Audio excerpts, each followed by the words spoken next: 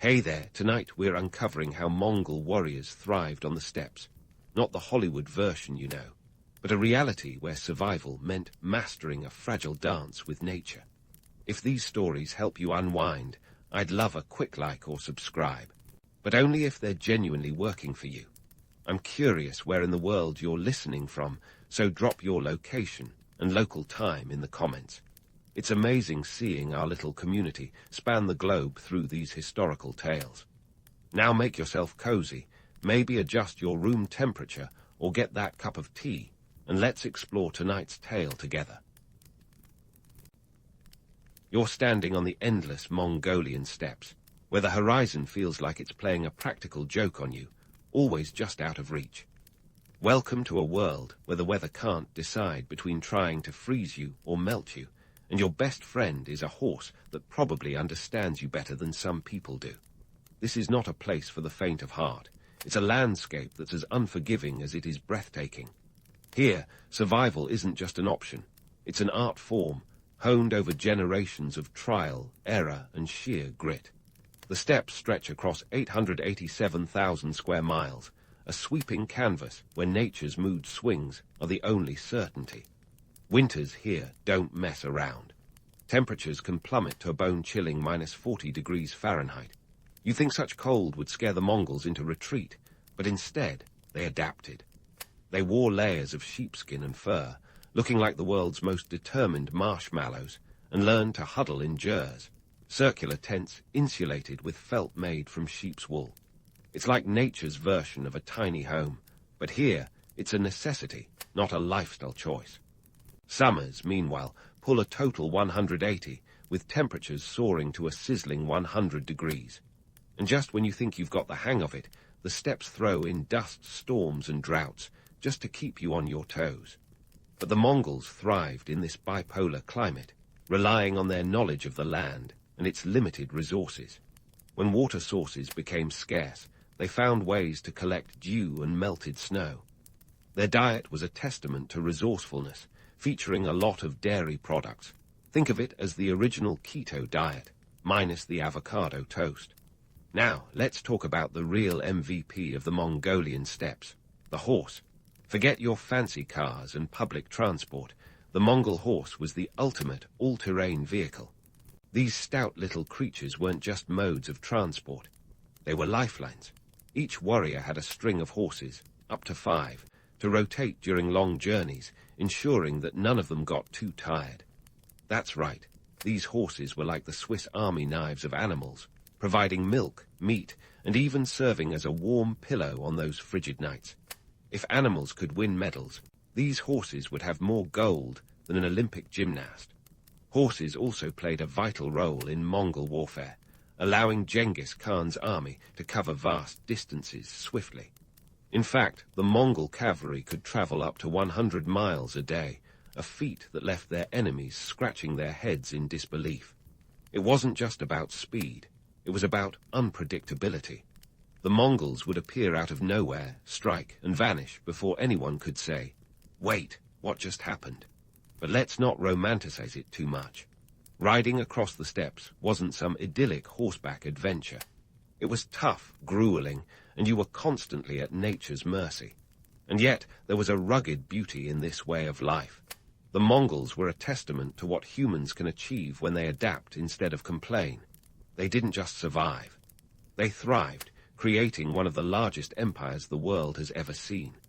How's that for turning harsh conditions into a global conquest?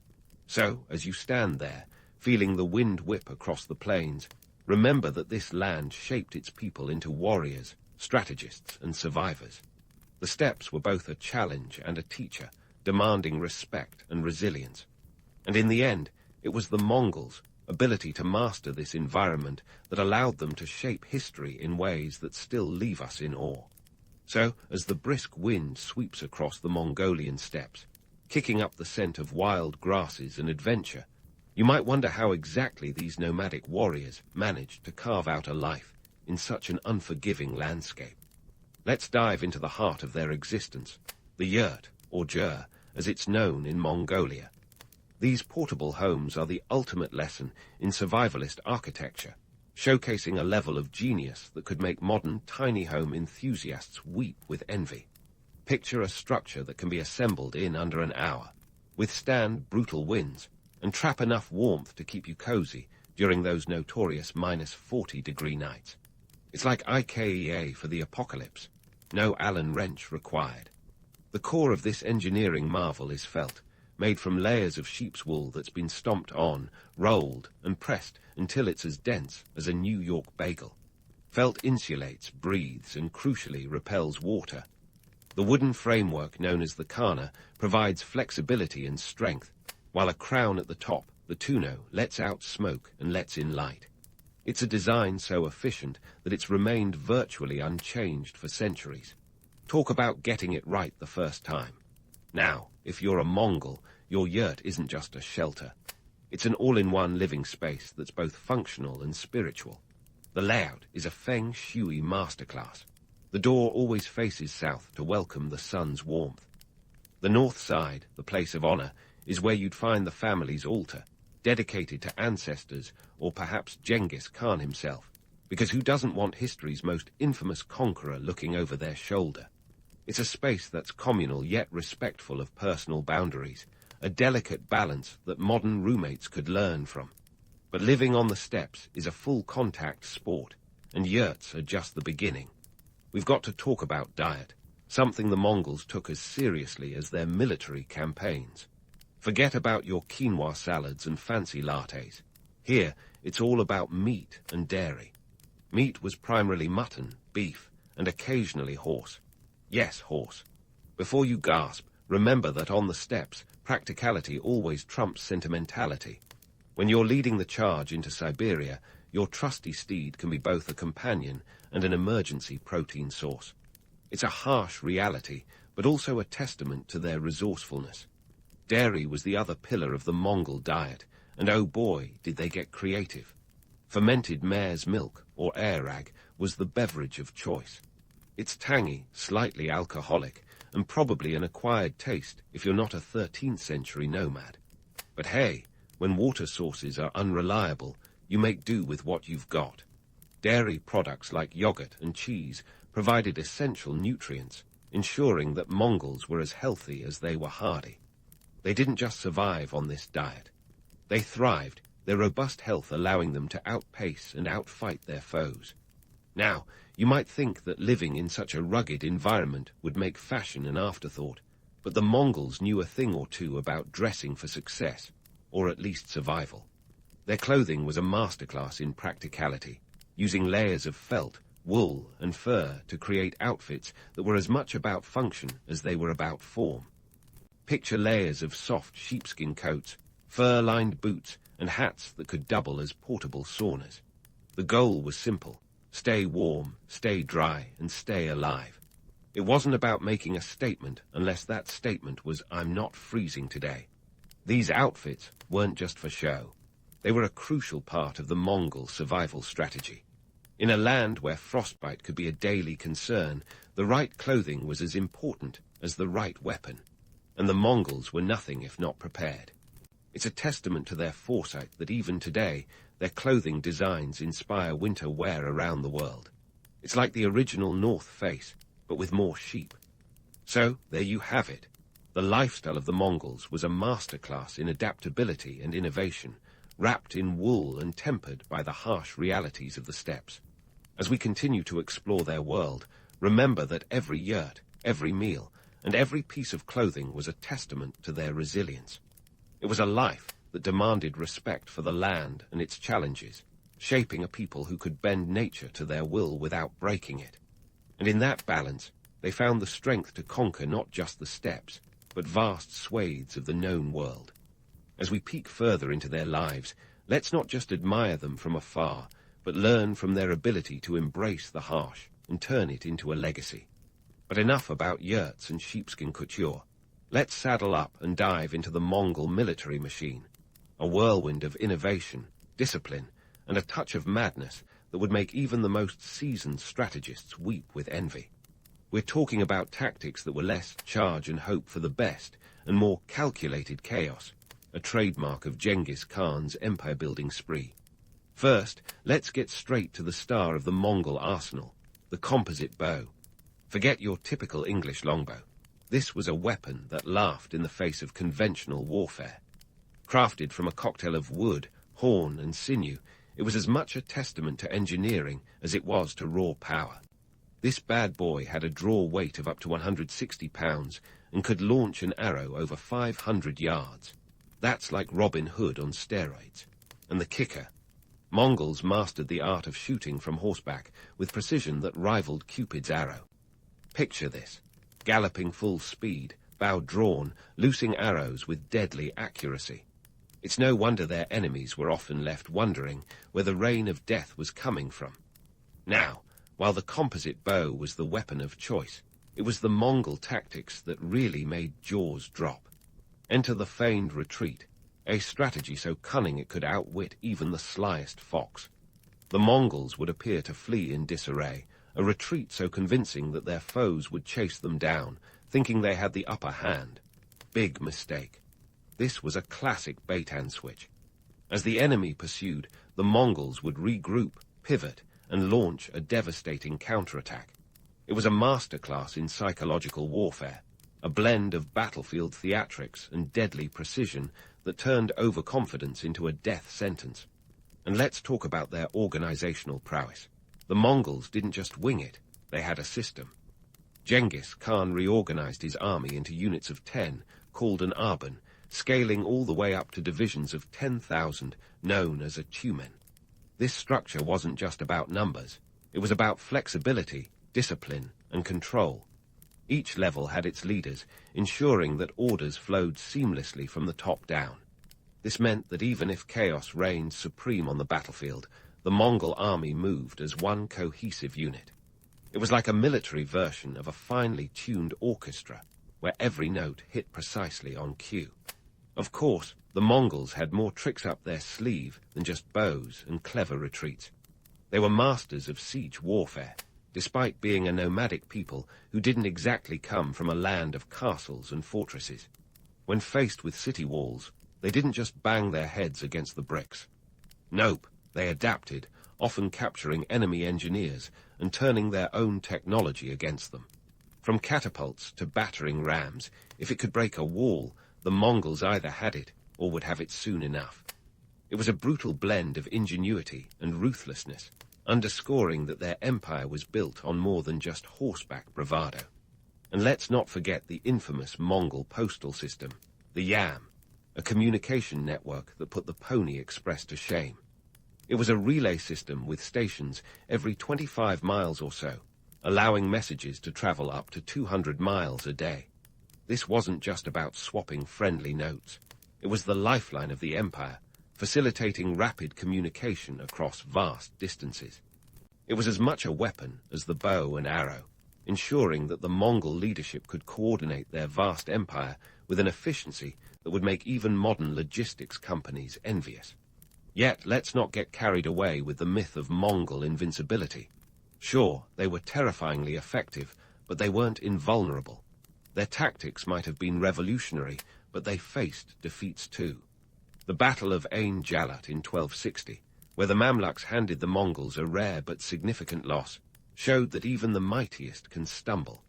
The Mongols were human after all, and even the best strategies can hit a brick wall, or in this case, a well-prepared enemy. So what's the takeaway here? It's not just about brute force or overwhelming numbers. The Mongols conquered because they outthought, outmaneuvered, and outlasted their foes.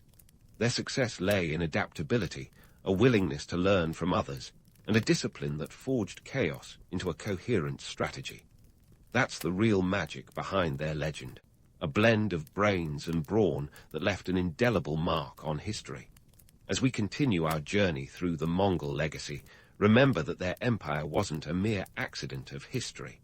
It was the result of a relentless pursuit of excellence in both war and governance. The Mongols were more than conquerors.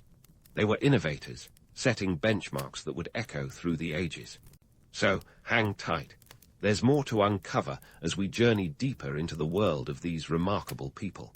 As we continue our deep dive into the Mongol world, let's shift gears from battlefield tactics to the boardroom, or rather, the yurt room, where Genghis Khan was crafting something equally formidable, a socio-political blueprint that would unify a patchwork of tribes into a cohesive empire. This wasn't some overnight success story, folks. It was a masterclass in leadership, vision, and a touch of what we might call benevolent ruthlessness. Now, who was this Genghis Khan really? Born as Temujin around 1162, he didn't exactly have a golden spoon in his mouth. His early life was more Game of Thrones than Little House on the Prairie, complete with family betrayals, clan warfare, and a series of unfortunate events that would make even Lemony Snicket wince. But as they say, adversity breeds resilience. Temujin transformed himself from a leader of a small tribe into the ruler of the largest contiguous empire the world has ever seen. But how did he pull off this nomadic miracle? First off, let's talk about his knack for unity. Temujin had this crazy idea that loyalty should be rewarded regardless of your tribal background. Revolutionary, right? He didn't just unite Mongol tribes.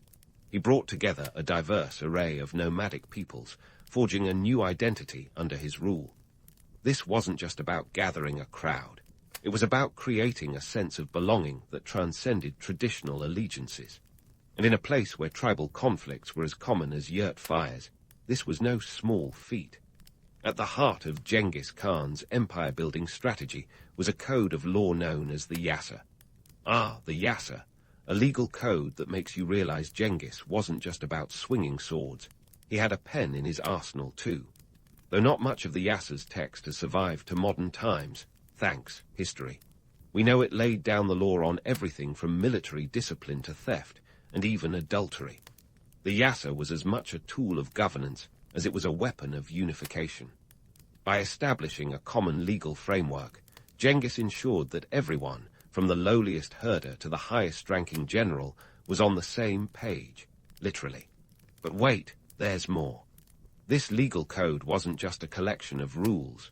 It was the glue that held the empire together, a way to create a semblance of order amidst the chaos of rapid expansion. And in a world where justice was often dispensed at the end of a blade, having a codified system was a bit like inventing the wheel. It brought predictability and fairness, or at least as much fairness as you could expect in the 13th century. The Yasa wasn't just about keeping people in line. It was about creating a sense of justice that could transcend cultural and linguistic barriers. Now, it's easy to romanticize Genghis Khan as a visionary leader, but let's not gloss over the brutal realities of his reign. The Mongol conquests were legendary for their ferocity. Cities that resisted could find themselves wiped off the map, their populations decimated in acts of calculated terror designed to encourage surrender. It's a grim reminder that every empire has its shadows, and Genghis' were particularly dark. Yet, to paint him solely as a bloodthirsty conqueror is to miss the broader picture. Yes, his methods were often ruthless, but they were also effective in creating a unified state that valued merit over lineage. In a world where nepotism was the name of the game, Genghis promoted people based on their abilities and loyalty. This meritocratic approach wasn't just innovative, it was downright revolutionary. Economically, the Mongol Empire was a juggernaut. Genghis Khan understood that conquering lands was only half the battle. Sustaining them was the real challenge. Under his rule, trade flourished as never before. The Silk Road became a bustling artery of commerce, connecting east and west in an unprecedented exchange of goods, ideas, and culture. Think of it as the medieval Amazon Prime, with caravanserais acting as fulfillment centers along the way. It wasn't just about moving silk and spices. It was about creating a network that allowed for the exchange of knowledge and technology. But let's not get too misty-eyed here. The Mongol Empire wasn't built on trade alone. It was built on the backs of conquered peoples. Tribute poured into the Mongol coffers, feeding the empire's expansionist appetite. In many ways, it was a balancing act between imposing control and allowing cultural autonomy, a delicate dance that could easily tip into tyranny. So, where does this leave us with the legacy of Genghis Khan? He was a complex figure, a man who could unite disparate tribes under a common cause, while simultaneously unleashing devastation on a scale the world had never seen. His vision was both a blessing and a curse, a testament to the dual nature of power itself. As we peel back the layers of the Mongol Empire, remember that history is rarely black and white. Genghis Khan's legacy is a kaleidoscope of contradictions, a unifier who divided, a lawmaker who conquered, a visionary who used terror as a tool. In understanding these complexities, we gain insight not just into the past, but into the very nature of leadership and human ambition. Stay tuned, because there's more to uncover as we delve deeper into the world that Genghis Khan built. A world where nomadic warriors became statesmen, and an empire stretched from the Pacific Ocean to the heart of Europe. The story isn't over yet, and there's more to learn about how this empire evolved, prospered, and eventually, like all great things, came to an end. So, as we stand on the precipice of history's grand tapestry, let's unravel just how the Mongol Empire managed to stitch together a world more interconnected than it had ever been. Picture the Silk Road. No, not the dark web marketplace, but the ancient trade routes that were the backbone of Eurasian commerce long before anyone thought of two-day shipping. Under Mongol rule, this network wasn't just revitalized, it was supercharged. The Mongols, with their insatiable appetite for expansion, turned this ancient highway into a bustling superhighway of trade and cultural exchange. You see, the Mongols weren't just about plundering and pillaging, they were the original globalists. By the late 13th century, their empire stretched over 9 million square miles, from the Pacific Ocean to Eastern Europe. That's a distance so vast, it makes you wonder if Genghis Khan was secretly trying to collect frequent flyer miles. And while their conquests made them infamous, it was their ability to administer such a vast territory that left a lasting legacy. They established what could be called the medieval version of a free trade zone, reducing taxes, protecting merchants, and providing a level of stability that made trade not just possible, but profitable. Enter the Pax Mongolica, or Mongol Peace, a period where the relative tranquility imposed by Mongol governance allowed for the safe movement of goods, people, and ideas.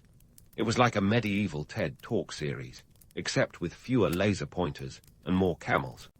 Under this system, the Silk Road saw an unprecedented exchange of goods. Chinese silk, spices from India, and precious gems from Persia traveled west, while gold, silver, and woolen textiles made their way east. It was a veritable feast of commerce, where even the Venetian merchant Marco Polo found himself awestruck by the wealth he encountered. And let's not forget the cultural exchange. Paper, gunpowder, and the compass made their way to Europe, while Islamic mathematics and astronomy traveled east, enriching the knowledge pool on both sides. But let's not get too carried away with the notion of a peaceful Mongol utopia. The reality was far grittier. The same routes that carried silk and spices also transporting more sinister cargo, diseases like the bubonic plague, which hitched a ride along trade routes, leading to the Black Death that decimated Europe in the 14th century. The Mongols may have been the world's first global superconnectors, but they inadvertently spread more than just cultural enlightenment. Now, as for the world map, the Mongols left an indelible mark, reshaping borders and establishing new cities. They laid the groundwork for future empires and opened up regions that had been previously isolated. Take the city of Karakoram, for example. Founded in 1220 by Genghis Khan, it became a melting pot of cultures, languages, and religions, a medieval version of Times Square, minus the neon lights and tourist traps. Here you could find Nestorian Christians, Buddhists, Muslims, and shamans all coexisting, a testament to the Mongols' surprisingly progressive approach to religious tolerance. It was a place where the world came together, setting the stage for a more interconnected global community. But if we're going to talk about the Mongol legacy, we can't ignore their dual nature. Yes, they were fearsome conquerors with a penchant for destruction, but they were also the great connectors of their time, bridging the gap between East and West in a way that few had done before. This duality is a key part of their legacy. On one hand, they were the terror of the steppes, striking fear into the hearts of kingdoms. On the other, They were the facilitators of one of history's greatest periods of cultural and commercial exchange. It's a bit like realizing your scary neighbor is also the one who bakes the best cookies on the block. As the dust settled on the Mongol Empire, its legacy persisted in ways that would shape the world for centuries.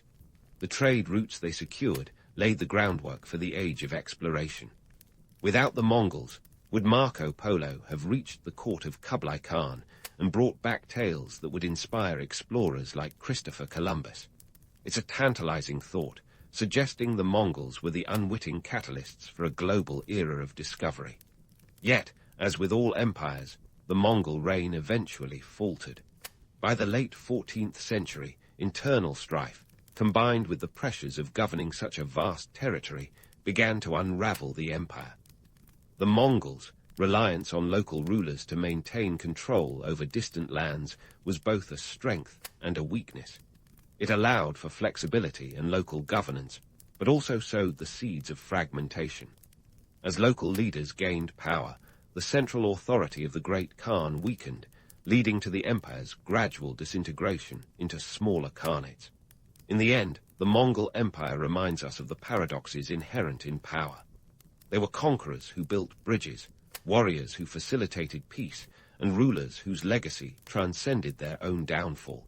Their story is a testament to the complexity of history, where legends are built on both bloodshed and brilliance. So, as you tuck this tale into your arsenal of historical knowledge, remember the Mongols for what they truly were: a force of nature that reshaped the world in ways that continue to resonate. Their empire may have crumbled, but their impact endures, etched into the fabric of our global civilization. It's a legacy that challenges us to see beyond the sword to the broader strokes of history's brush, where conquerors become connectors, and the past continues to inform the present. As the echoes of hoofbeats fade into the steppes, the Mongols leave us with a world forever changed, a world that still traces its roots to the era when warriors ruled the windswept plains. Florence Nightingale wasn't your typical 19th century debutante. Born into the kind of wealth that could afford to sneeze in the face of poverty, she could have easily spent her days sipping tea and discussing the latest in bonnet fashion.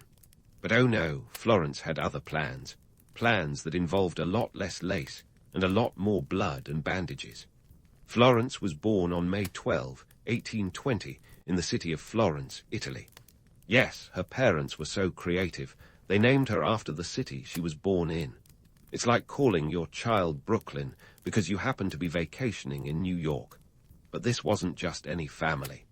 The Nightingales were part of the British elite, meaning young Florence was expected to marry well, host lavish parties, and maybe, just maybe, dabble in some charity work if she got bored.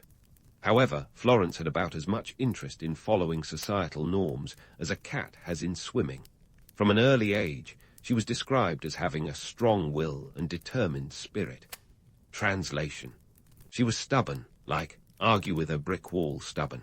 Her parents expected her to be the perfect lady, but Florence had the audacity to want more.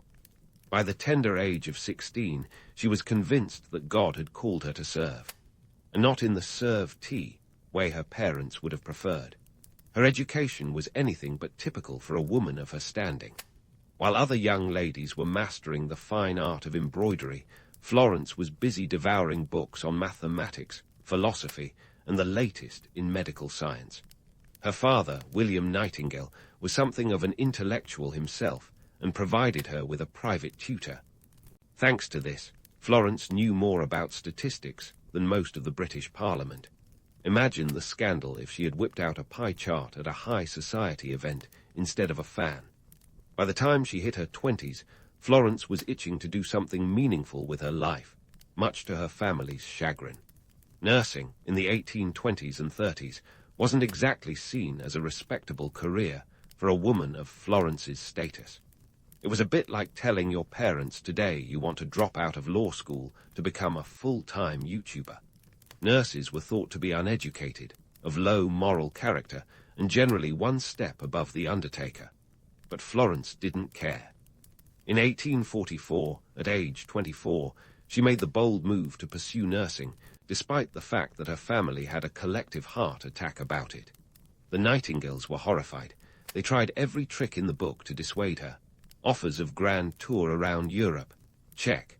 Arranged introductions to eligible bachelors, double check. But Florence was as immovable as a Victorian corset. Her resolve was only strengthened after visiting a Lutheran religious community in Kaiserswerth, Germany, where she saw the nuns providing care that was both compassionate and professional. This was the kind of nursing she wanted to bring to England. In 1851, she took her first formal step into the world of nursing by enrolling in a nursing program at the Institution of Protestant Deaconesses at Kaiserswerth. Picture her there, surrounded by a sea of starched aprons and sensible shoes, while other women of her class were busy planning their next ball. It's almost poetic, but it wasn't all smooth sailing. Florence had to contend with primitive medical practices, a lack of proper sanitation, and the general chaos that comes with trying to reform a field that was about as organized as a toddler's toy room. And then there's the famous myth of the lady with the lamp. We love a good story, don't we? It's said that during her time in the Crimean War, Florence would walk the halls of the military hospital at night, lamp in hand, tending to the wounded soldiers. While this image is as romantic as a Jane Austen novel, the reality was a bit more complex. Yes, she did carry a lamp, but she was also carrying the weight of an entire healthcare system that desperately needed reform. Her work was less about gentle bedside manner and more about implementing rigorous statistical analysis to reduce the death rate. Let's be real. No one ever mentions her spreadsheets when they talk about her legacy. Florence's early career was riddled with challenges. She faced resistance from military officials who weren't too keen on taking orders from a woman. Her approach was revolutionary. She advocated for fresh air, clean water, and proper sanitation, concepts that seemed about as foreign as Martian cuisine at the time. Yet, through sheer tenacity, and perhaps a bit of that stubbornness she was famous for, she managed to cut the hospital's death rate from 42% to 2% within 6 months.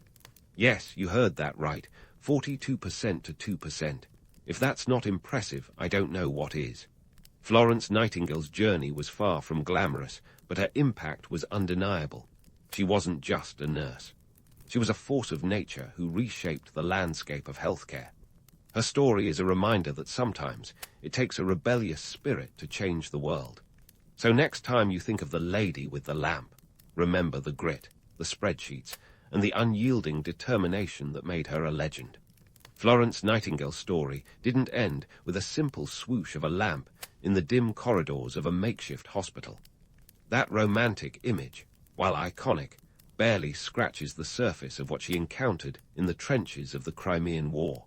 Picture this, a chaotic scene straight out of a horror movie, with wounded soldiers crammed together like sardines in a can, the air thick with the stench of disease and decay. The hospitals were essentially death traps, with a mortality rate that would make even the Grim Reaper do a double take. When Florence and her team of 38 nurses arrived at the barrack hospital in Scutari, now Üsküdar, Turkey, they were greeted not with gratitude, but with hostility and suspicion. The male-dominated military medical staff wasn't exactly thrilled to have a woman, and an opinionated one at that, telling them how to do their jobs. It was like asking a cat to take swimming lessons from a dog. But Florence was undeterred. She had a mission, and she wasn't going to let a little chauvinism stand in her way. The conditions were abysmal. The hospital was a breeding ground for rats, lice, and every disease known to man at the time. If the war didn't kill you, the hospital just might. The floors were encrusted with filth, and the water supply was more of a suggestion than a reality. It was a miracle anyone survived long enough to be treated. Florence took one look and knew she had her work cut out for her. But this was a woman who thrived under pressure, like a diamond formed in the earth's crust.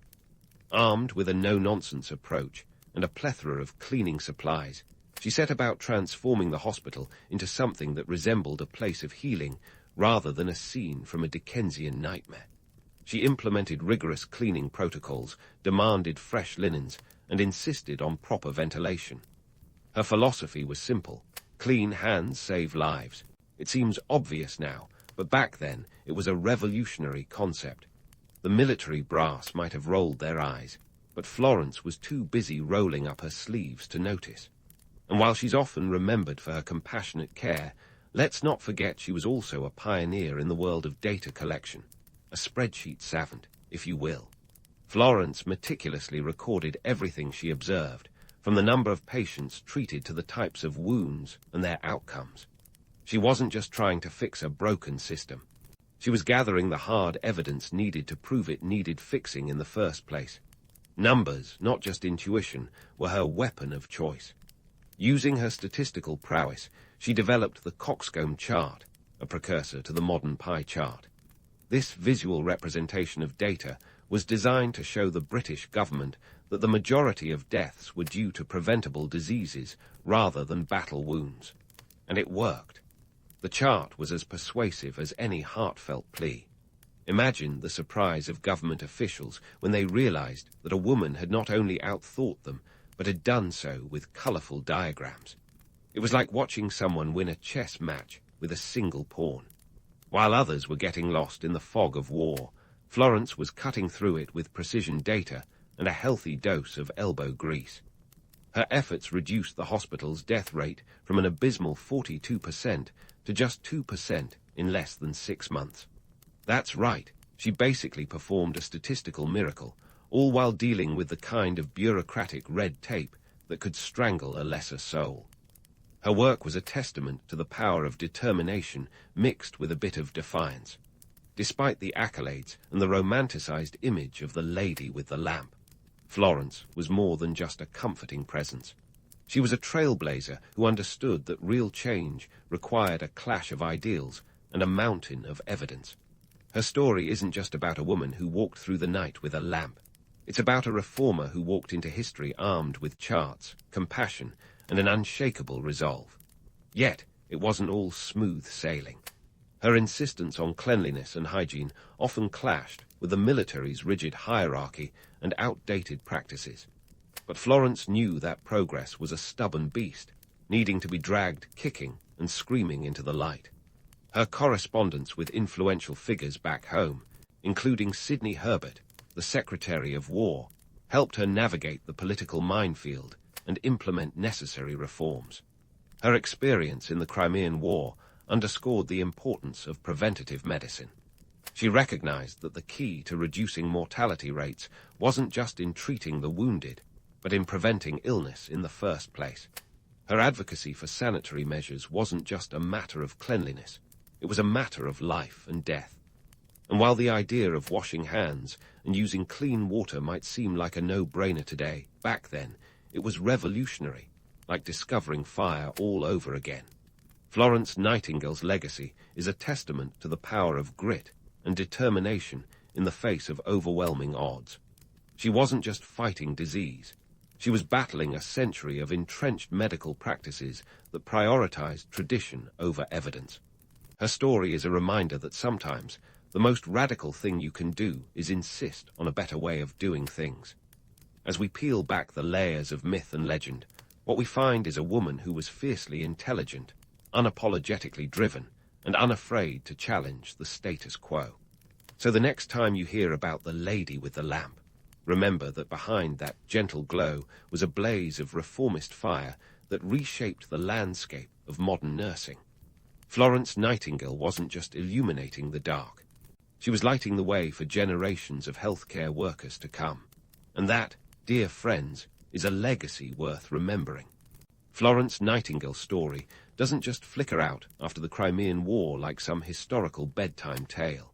Oh no, it blazes forward into the annals of public health reform in Britain, where our beloved Lady with the Lamp proves she's not just a one-war wonder. Post-Crimea, Florence swaps her battlefield lamp for a metaphorical torch, lighting the way towards a new era where nursing isn't just a fallback career for the unwed, but a respected profession with actual standards. Imagine that. Back in Britain, Florence was far from content with just resting on her laurels, or her laurels, given the number of accolades she hauled back from the war. The British government, seeing the light quite literally, set up the Royal Commission on the Health of the Army in 1857, largely due to Florence's relentless advocacy. And by relentless, I mean she was the kind of advocate who could outlast a telemarketer on a caffeine high. She bombarded officials with reports and statistics, making it clear that many of the wartime deaths were avoidable, caused by unsanitary conditions rather than the bullet or the bayonet. Her 830-page report, Notes on Matters Affecting the Health, Efficiency and Hospital Administration of the British Army, was a tour de force, combining her keen observations with statistical analysis that would make even the most hardened bureaucrat weep into their paperwork. Florence didn't just want to fix the army, though. She had bigger fish to fry. Her vision extended to the civilian population, and she knew that to change public health, she had to start with the caregivers themselves. Cue the establishment of the Nightingale Training School at St. Thomas's Hospital in London in 1860. This wasn't just any training school. It was the Hogwarts of nursing education. Florence's students were handpicked not just for their ability to bandage a wound, but for their character and intelligence. She was crafting a new breed of nurse, one that could hold their own in a male-dominated medical world armed not just with a thermometer, but with the sharpest of minds. The Nightingale Training School was revolutionary, and not just because it taught its students to wash their hands. Florence emphasized the importance of observation and meticulous record-keeping, because, as she knew all too well, you couldn't argue with a well-drawn graph. The school also introduced a standardized curriculum, and Florence herself ensured that the nurses learned everything from anatomy to the logistics of hospital management. This wasn't just about creating good nurses. It was about raising the status of nursing to a profession on par with medicine. In fact, by 1865, the school had already churned out 15 trained nurses who were ready to take on the world, or at least the hospital wards. But let's not pretend Florence's path was a smooth one. Her interactions with the British government and various influential figures were often as rocky as a pebble beach. The sanitized legends would have you believe she was greeted with open arms and instant agreement. The reality, she had to navigate a sea of skepticism and bureaucratic foot-dragging that would test the patience of a saint. Or, in Florence's case, a statistical saint with a penchant for reform. Take her interactions with Sidney Herbert, the Secretary of War, for instance. Herbert was a close ally, but even he needed convincing when it came to implementing her sweeping reforms. Florence had to wield her influence like a master tactician, balancing charm and tenacity with the occasional nudge, or shove, to get things moving. At times, her correspondence with officials reads like the 19th century equivalent of a strongly worded email, complete with underlined points and a liberal use of exclamation marks. And while history often paints her as a demure figure, she was anything but. She was a fierce advocate, ready to lock horns with anyone who dared to stand in the way of progress. Nightingale's efforts didn't just stop at nursing. She was instrumental in the development of the first-ever sanitary statistics system in India, a task she undertook despite never setting foot on the subcontinent. Through her extensive correspondence with officials in India, she helped establish a network of sanitary commissions, proving that you don't need to be on the ground to make waves. Talk about remote work before it was cool. Her influence also extended to architecture, believe it or not. Florence was a staunch advocate for the pavilion style of hospital design, which prioritized ventilation and natural light, because who wouldn't want to recover from surgery in a space that didn't resemble a dimly lit dungeon? Her ideas were incorporated into the design of numerous hospitals, including St. Thomas's in London, making her one of the earliest proponents of what we now recognize as patient-centered care. However, Florence's health took a hit post-war, and she spent much of her later life bedridden. But even from her sickbed, she continued to write and advocate for health reforms, a testament to her unyielding spirit. In 1869, she worked on the establishment of the Army Medical College, further cementing her legacy in military healthcare. And she didn't stop there. Her Notes on Nursing, published in 1860, became the go-to manual for nurses worldwide, selling over 15,000 copies in its first few months. It was a book that combined practical advice with Nightingale's characteristic wit and wisdom, a cornerstone of nursing education for decades to come. Yet, despite her monumental contributions, Florence Nightingale's legacy is often reduced to a single image: the gentle nurse wandering the wards with her lamp. It's a beautiful picture, to be sure, but it pales in comparison to the reality of her life's work. She was a reformer, a statistician, and a visionary who saw the potential for a better world and had the audacity to chase it. Her story is a reminder that real change often comes not from the grand gestures, but from the tireless, often thankless work behind the scenes. And as we continue to unravel the legend from the woman, it becomes clear that Florence Nightingale wasn't just illuminating the night. She was lighting the path for generations to follow. Stay tuned, as we've still got more to uncover about this pioneering powerhouse. And just when you thought Florence Nightingale had done it all, she decided to spend her later years defying the expectations of Victorian society once again, this time from the confines of her bed. Yes, even as her health declined, she managed to wield influence like a maestro conducting an orchestra over a transatlantic phone call. Picture a woman whose body was failing her, yet her mind was firing on all cylinders like a steam engine at full throttle. By the 1870s, Florence was largely bedridden, plagued by a mysterious illness that would baffle modern-day WebMD enthusiasts. Some speculate it was brucellosis, others say it was chronic fatigue syndrome, but frankly, we'll never know for sure. What we do know is that this didn't stop her from penning over 13,000 letters and numerous books and reports, including the seminal Notes on Nursing. Talk about productivity hacks. Florence was basically the 19th century equivalent of a viral TED Talk. Nightingale's writing wasn't just a side hustle, it was her megaphone to the world. Through her pen, she continued to push for reform in healthcare, education, and even colonial policy. Her Notes on Nursing wasn't just a guide for nurses. It was a manifesto for healthcare reform, selling 15,000 copies in its first few months and shaking the dust off complacent Victorian parlours. It was the kind of bestseller that made Charles Dickens look like a niche author. And speaking of shaking things up, let's not ignore her influence on international health. While Florence never set foot in India, she was deeply involved in its healthcare reforms. Through letters and reports, she advocated for sanitary living conditions, leveraging her connections and her reputation to push British officials into action. You could say she was a pioneer of remote work, long before Zoom calls and email chains became the bane of our existence. Her advocacy extended to the design of hospitals, too.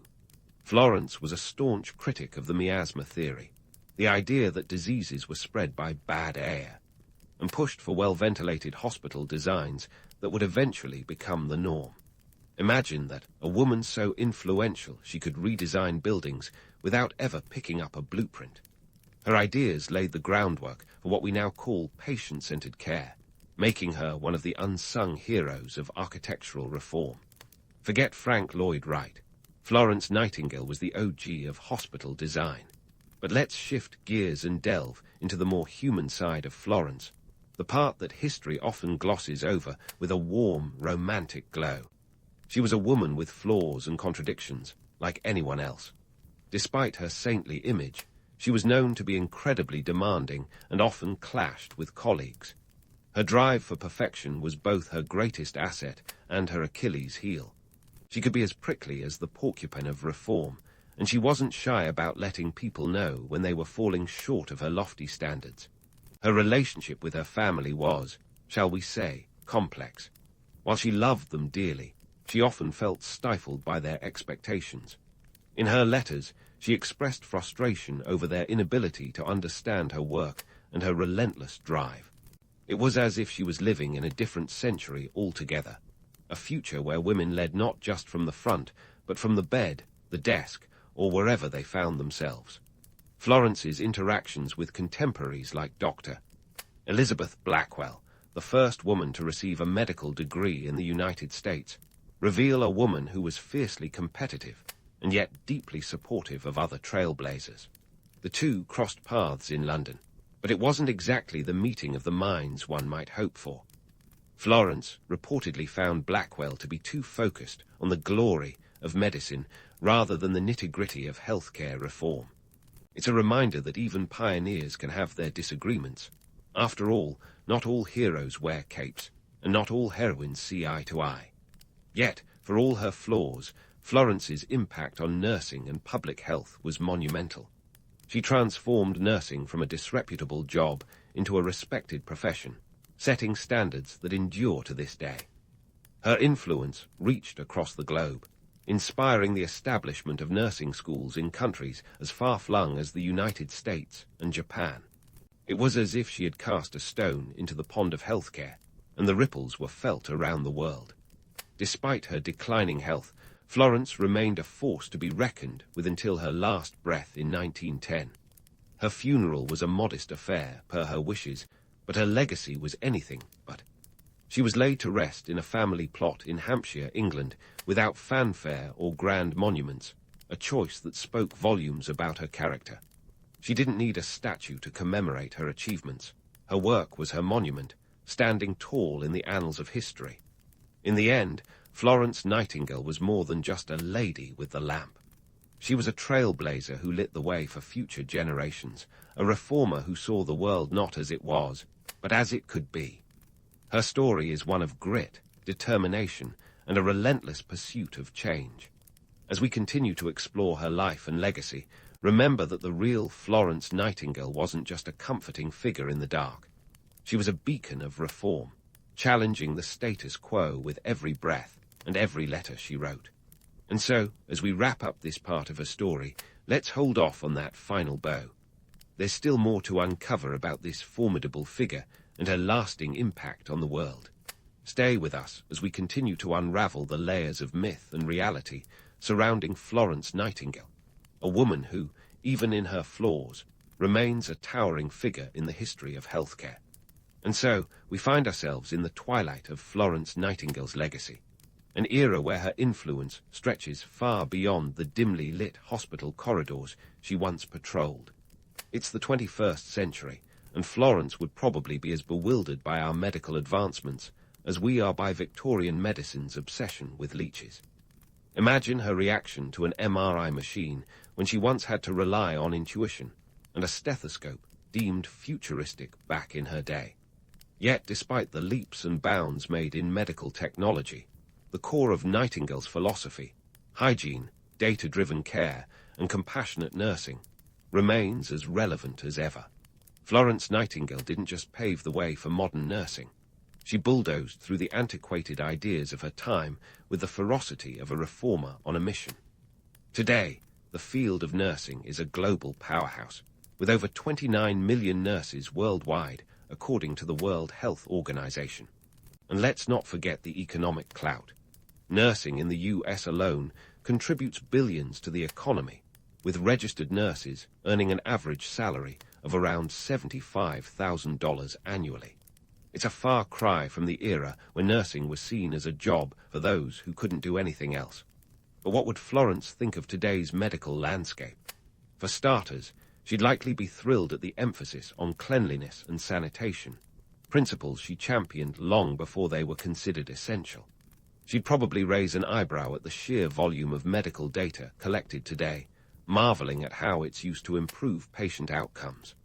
After all, she was a data geek in a time when most people thought spreadsheets were just fancy bed linens. However, Florence might also be frustrated by some persistent issues. Despite all our advancements, healthcare inequalities still exist. She would see that while we've come a long way since the days of crumbling barrack hospitals, access to quality healthcare remains uneven, with many communities still underserved. It's a sobering reminder that her work, though groundbreaking, was just the beginning of a much longer journey. Let's talk about the social shifts her work catalyzed. Florence didn't just improve healthcare. She transformed societal perceptions of women in the workforce. Her career choices defied the Victorian ideal of the angel in the house, opening doors for women far beyond the realm of nursing. Today, women make up over 75% of the healthcare workforce in many countries, a testament to the trail she blazed. Her life was a masterclass in challenging societal norms, a precursor to modern feminism that said, "Why just sip tea when you can change the world?" Economically, the ripple effects of Nightingale's reforms are still felt today. Her insistence on professional training and education for nurses set a standard that continues to shape the industry. Nursing education has grown into a global enterprise, with countless institutions offering specialized programs that cater to every facet of healthcare. The profession has become not only a pillar of healthcare systems, but also a significant contributor to national economies worldwide. Now, let's not forget the myths, those romanticized tales of the lady with the lamp that persist to this day. The myth is powerful, capturing the imagination and inspiring generations of healthcare workers. But the reality, it's less about a solitary figure gliding through the night, lamp in hand, and more about a determined woman wielding a metaphorical sledgehammer against outdated practices. Her lamp was not just a beacon of hope. It was a spotlight on the need for systemic change. And what of her complex personality? Florence was not a saint. She was a human being with all the complexities that entails. She was demanding, often inflexible, and sometimes downright difficult. But it was precisely these traits that made her the force of nature she was. Her stubbornness was her superpower, allowing her to challenge the status quo and push through reforms that would have withered under a more amiable personality. As we reflect on her legacy, it's clear that Nightingale's story is one of grit and relentless pursuit of betterment. She was a visionary who didn't just dream of a better future, but worked tirelessly to build it. Her life is a testament to the power of conviction and the impact one person can have on the world. So, the next time you see a nurse, think of Florence, not just the angelic figure with a lamp, but the indomitable woman who illuminated the path to modern healthcare with nothing more than determination, data, and a dash of defiance. In the end, perhaps Nightingale's greatest legacy is the inspiration she continues to provide. Her work is a constant reminder that while myths are comforting, it is the hard, often unglamorous work behind the scenes that truly shapes history. She was a pioneer in every sense of the word, a woman who looked at the world not as it was, but as it could be. And that, dear friends, is a legacy worthy of more than a lamp. It's worthy of a spotlight in the annals of history. So, as we wrap up this exploration of Florence Nightingale's life and legacy, let's carry forward her spirit of curiosity, her unyielding resolve, and her belief in the power of informed action. After all, if there's one thing she taught us, it's that true reform is a marathon, not a sprint, a race run with lamps held high, illuminating the way forward for all who dare to follow. Socrates, the man with the most philosophical beard in all of ancient Athens, was quite the character. You know the type, always asking questions, never giving straight answers, and somehow being the smartest guy in the room without even trying. Kind of like that friend who always wins trivia night without breaking a sweat. Except Socrates didn't just know facts. He knew how to unravel the very fabric of thought itself. Born around 470 BCE to a stonemason and a midwife, our man Socrates was destined for a life far beyond chiseling marble or delivering babies, although he certainly delivered some hard truths. Now, Socrates didn't look like your typical philosopher. Forget the flowing robes and laurel wreaths. This guy was more of a toga and sandals sort of fellow, and not even the fancy kind. He was known for his shabby attire, a sartorial choice that screamed, "I'm too busy pondering the nature of existence to care about fashion." While his contemporaries, like the suave sophists, were cashing in on their wisdom with hefty fees, Socrates was famously penniless. This wasn't because he couldn't make a drachma or two. He just had zero interest in doing so. Instead, he preferred the currency of conversation, trading in dialogues that would echo through the ages. Socrates' teaching style was as unconventional as his wardrobe. He wasn't one for lectures or textbooks, which, let's be honest, wouldn't have been much fun in the dusty streets of Athens anyway. Instead, he preferred a method now known as the Socratic method, which sounds fancy, but just means he asked a ton of questions. And not just any questions, questions that made people squirm, rethink, and sometimes even question their own existence. His knack for inquiry was less about finding answers and more about challenging assumptions. Basically, he was the original troll, but with a purpose. Despite his financial woes, Socrates wasn't some aimless drifter. He served in the Athenian army, and by all accounts, he wasn't half bad at it. He fought in the Peloponnesian War, holding his own in the battles of Potidaea, Delium, and Amphipolis. This wasn't just some stint for a few weeks. We're talking about years of service here. In fact, he even saved the life of a young soldier named Alcibiades, who would go on to become a prominent statesman. So, yes, Socrates could wax philosophical about courage and virtue because he demonstrated it on the battlefield. But why was Socrates, a man who could have easily charged for his wisdom like his peers, content to remain in poverty? The answer lies in his belief that true knowledge couldn't be bought or sold. For him, wisdom was a public good, something to be shared freely.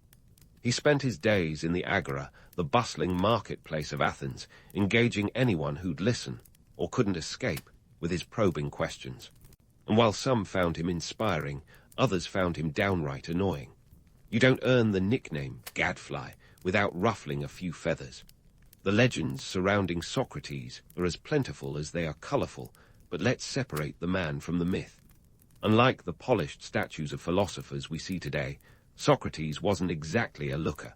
With a face more fitting for radio than sculpture, he was famously described as having the appearance of a satyr or a Silenus, those mythical creatures that were part man, part horse, and all mischief. Yet his charisma and intellect outshone any physical shortcomings, proving once again that brains really do trump brawn, or beauty, for that matter. Socrates, penchant for asking uncomfortable questions, didn't win him many friends among the Athenian elite.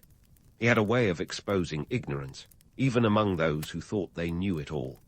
It's no surprise, then, that he made a few enemies along the way.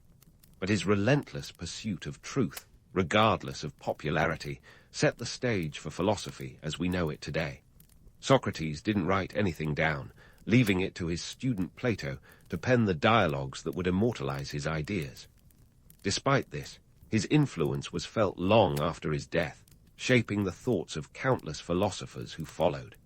In a world where knowledge was often reserved for the privileged few, Socrates was a radical. He believed that everyone, regardless of status or wealth, was capable of wisdom. It wasn't about what you owned or who you knew. It was about how you thought. This egalitarian approach was as revolutionary as it was rare. So while others were busy counting their coins, Socrates was counting the number of minds he could open. In a way, he was the ultimate philosopher for the people, a man who lived by the courage of his convictions, even when it cost him dearly. As we delve deeper into his life and philosophies, remember that Socrates wasn't just a man of ideas, he was a man of action. Whether debating in the Agora or defending Athens on the battlefield, his life was a testament to the power of questioning and the pursuit of truth. Socrates may not have left behind any writings, but his legacy is etched in the annals of history, a reminder that sometimes the greatest minds come in the most unexpected packages. And while he may have lived a life of poverty, he was rich in wisdom, a currency that never devalues. With a legacy richer than Croesus, Socrates managed to leave behind the kind of impact that's felt even today, despite having 0 drachmas to his name. But let's rewind a bit to understand why this scruffy philosopher got under the skin of the Athenian elites and became the unwitting star of one of history's most famous trials. Socrates, you see, had this uncanny ability to irritate the bigwigs of Athens while simultaneously charming their offspring. It was like being the cool uncle who questions everything at Thanksgiving dinner, much to the chagrin of the family patriarchs. The Athenian elites, those who fancied themselves as the crème de la crème of society, found his relentless questioning rather tiresome.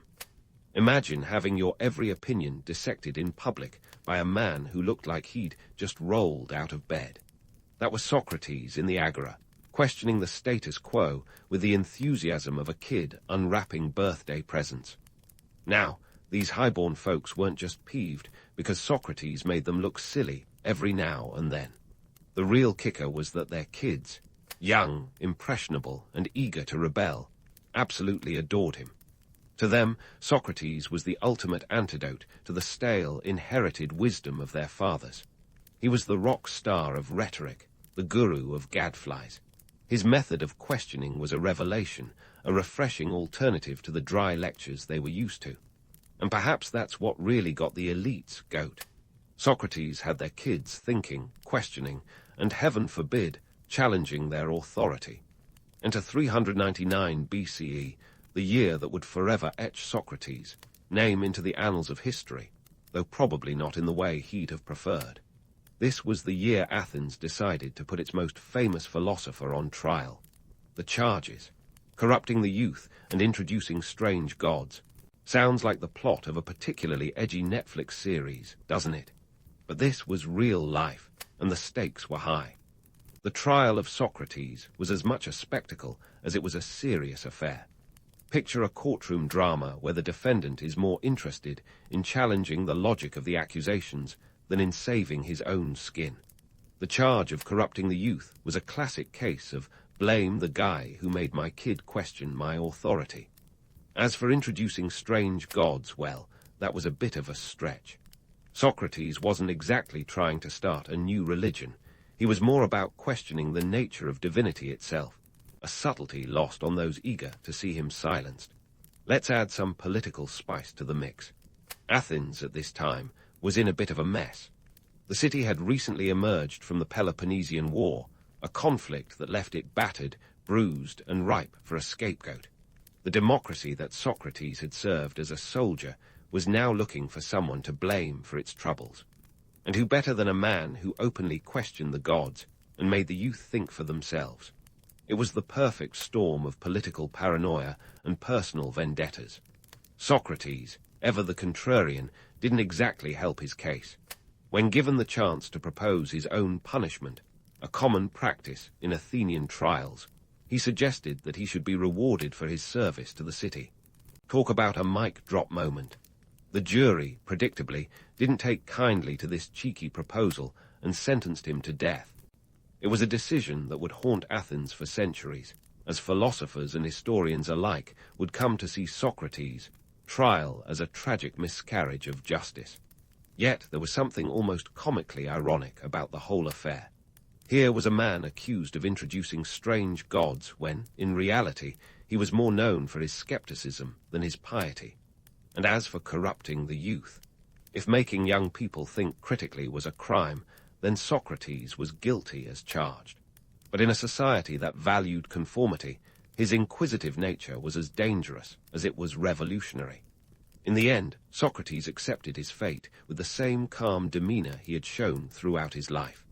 He drank the hemlock, surrounded by friends and followers, leaving behind a legacy that would far outlive his mortal coil. Socrates' trial wasn't just a legal proceeding. It was a clash of ideas, a battle between the old and the new ways of thinking. And while the verdict was anything but favorable, it cemented his place in history as the quintessential martyr for free thought.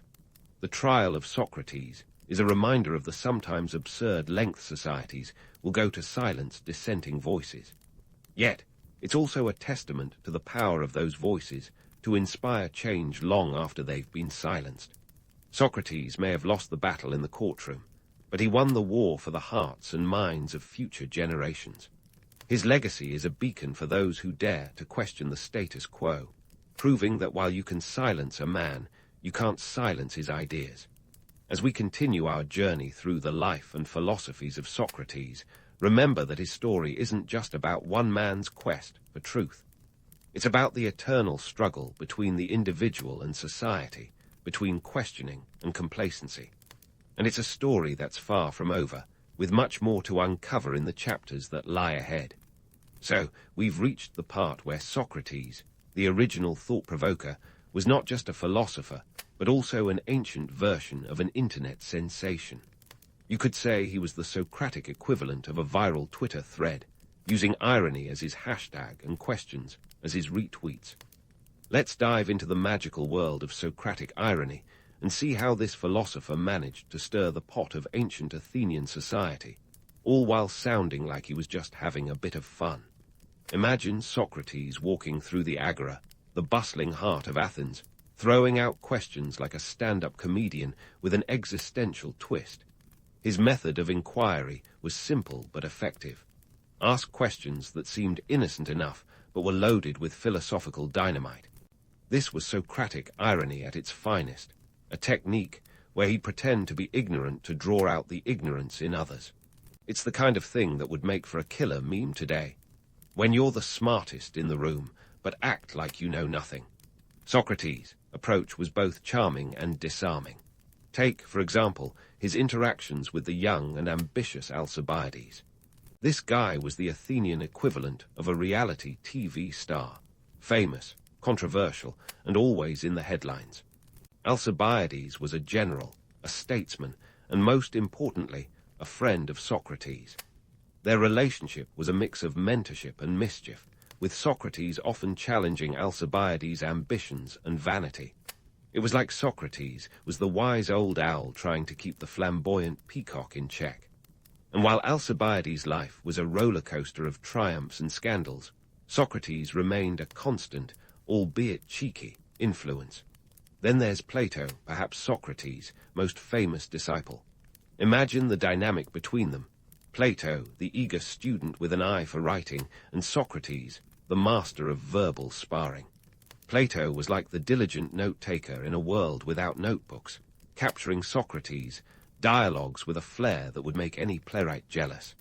Their relationship was more than just teacher and student.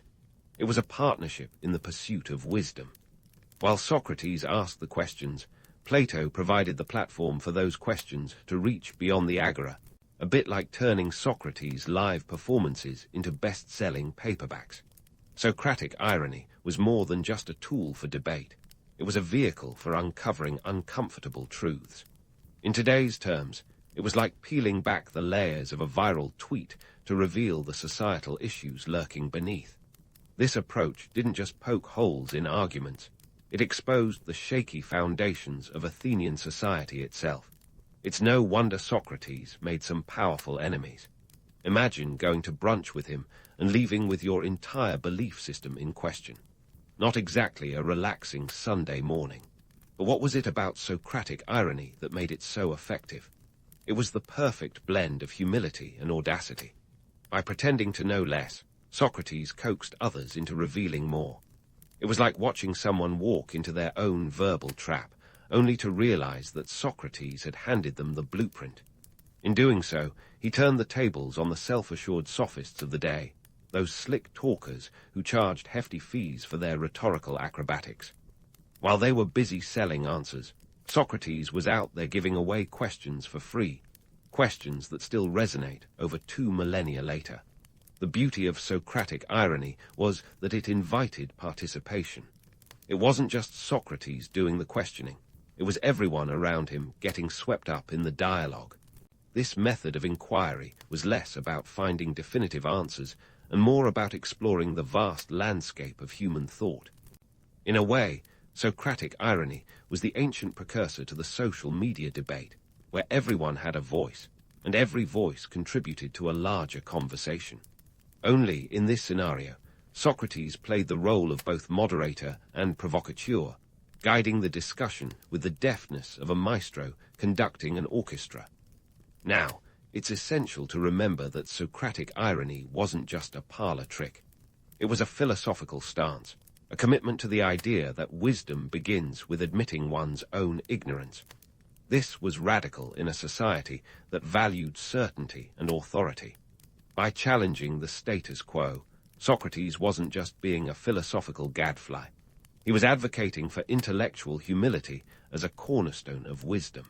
It's a lesson that, even today, feels relevant in a world where everyone, from politicians to influencers, seems to have all the answers. The impact of Socratic questioning extended beyond his immediate circle of friends and followers. It laid the groundwork for what we now consider the scientific method: hypothesizing, questioning, testing, and refining. This legacy of inquiry, born in the dusty streets of Athens, would eventually shape fields as diverse as science, law, and education. Socrates' commitment to questioning was a catalyst for progress, proving that sometimes the most profound insights come not from answers, but from the questions we dare to ask. Yet, Socrates' life was also a testament to the risks of questioning too openly. His trial and subsequent execution were stark reminders of how societies can react to those who challenge accepted norms.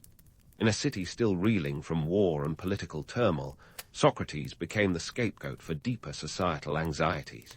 His method of questioning, once seen as enlightening, became dangerous in the eyes of those who valued stability over truth. It's a cautionary tale about the fine line between being a revered thinker and a perceived threat. As we delve further into the philosophies of Socrates, remember that his story is about more than just a man asking questions. It's about the enduring power of curiosity and the courage to seek truth in a world that often prefers comfortable illusions. Socrates' legacy isn't just etched in the textbooks. It echoes in every debate, every discussion, and every question that dares to challenge the status quo. And while he may have met his end at the hands of the Athenian state, his spirit of inquiry lives on, inspiring generations to look beyond the surface and ask, but why? And so, we find ourselves at the doorstep of Socrates' final act, a scene as famous as it is misunderstood. Socrates had been found guilty by a jury of his peers, 501 of them, to be precise. That's right, ancient Athens liked its juries big, like a courtroom reality show where everyone gets a vote. After a trial that was part philosophy seminar, part political theatre, Socrates stood accused of corrupting the youth and impiety. The penalty, death by hemlock, a cocktail that no one ever ordered twice. Now, here's where the plot thickens with a twist worthy of a courtroom drama. Socrates had the chance to escape his sentence. Yep, his friends were ready to pull off an ancient jailbreak, complete with bribes, secret passages, and maybe even a toga disguise. But Socrates, he wasn't having it. He rejected the escape plan with a calmness that would make a Zen master look jittery. Why? Because for Socrates, accepting the sentence wasn't just about abiding by the law, it was a final, defiant act of philosophical integrity. In his mind, breaking out of jail would be an admission that he feared death more than he valued his principles. And for a guy who'd spent his life questioning the very fabric of existence, that was a no-go. Socrates believed that the laws of Athens, flawed as they might be, were essential to the social order he had dedicated his life to improving. To escape would be to undermine the very system he sought to enlighten. Sure, it's a bit like choosing to stand by a sinking ship because you helped build the hull, but Socrates wasn't one for half measures. And so, he stayed. The hemlock was brought to him, and in a display of gallows humor that could rival any stand-up comedian, Socrates took the cup with a quip. According to Plato, who was there to document the whole affair like a dutiful stenographer, Socrates joked with the attendant about how the poison should be administered. "I owe a cock to Asclepius. Will you remember to pay the debt?" were reportedly his last words, a nod to the god of healing. Talk about irony, leaving the world with a debt to the deity of health as he sipped on poison. Now, let's pause and dissect this moment. Was Socrates' death as noble and serene as the romanticized tales would have us believe? Not quite. Hemlock poisoning isn't a peaceful drift into eternal sleep. It's a gradual paralysis that stops the heart. In reality, it's a sober, chilling process, far from the serene departure depicted in the philosophical fan fiction that followed. But that's the thing about myths. They love to wrap messy realities in neat, inspiring bows. Yet there's an undeniable grandeur in Socrates' composure. He turned his death into a final lesson, a demonstration that the pursuit of truth and integrity outweighed the fear of the unknown. Here was a man who taught that a life unexamined wasn't worth living, and he was putting his money, or lack thereof, where his mouth was. In a way, Socrates' acceptance of the hemlock was the ultimate mic drop, a testament to living and dying by one's ideals. But let's not forget the political and social backdrop against which this drama unfolded. Athens was in turmoil. The Peloponnesian War had left the city-state licking its wounds, its democracy teetering like a drunk philosopher after a symposium. Socrates, with his probing questions and disdain for blind tradition, became the perfect scapegoat for a society eager to blame someone for its woes. It's a tale as old as time. When things go wrong, find the nearest gadfly and swat it. Yet, in condemning Socrates, Athens inadvertently immortalized him. His death wasn't just a personal tragedy, but a philosophical statement that resonated through the ages. It highlighted the tension between individual conscience and state authority, a theme that would echo in the works of thinkers from Aristotle to John Stuart Mill. Socrates' demise became a catalyst for an intellectual legacy that would challenge and inspire for centuries. And so, as Socrates departed this world, he left behind a blueprint for philosophical inquiry and a cautionary tale about the cost of challenging the status quo. His life and death were a stark reminder that the pursuit of truth often comes at a price, but it's a price worth paying. In the grand scheme of things, Socrates' hemlock-induced exit was less about his death and more about the enduring life of his ideas. As we reflect on the aftermath of Socrates' trial, it's clear that his decision to remain in Athens and face his fate was both a personal conviction and a historical turning point. His story didn't end with the hemlock. It began anew, as his teachings spread far beyond the borders of Athens. In rejecting escape, Socrates embraced a legacy that would transcend his mortality, a legacy that would light the way for philosophers and free thinkers throughout history.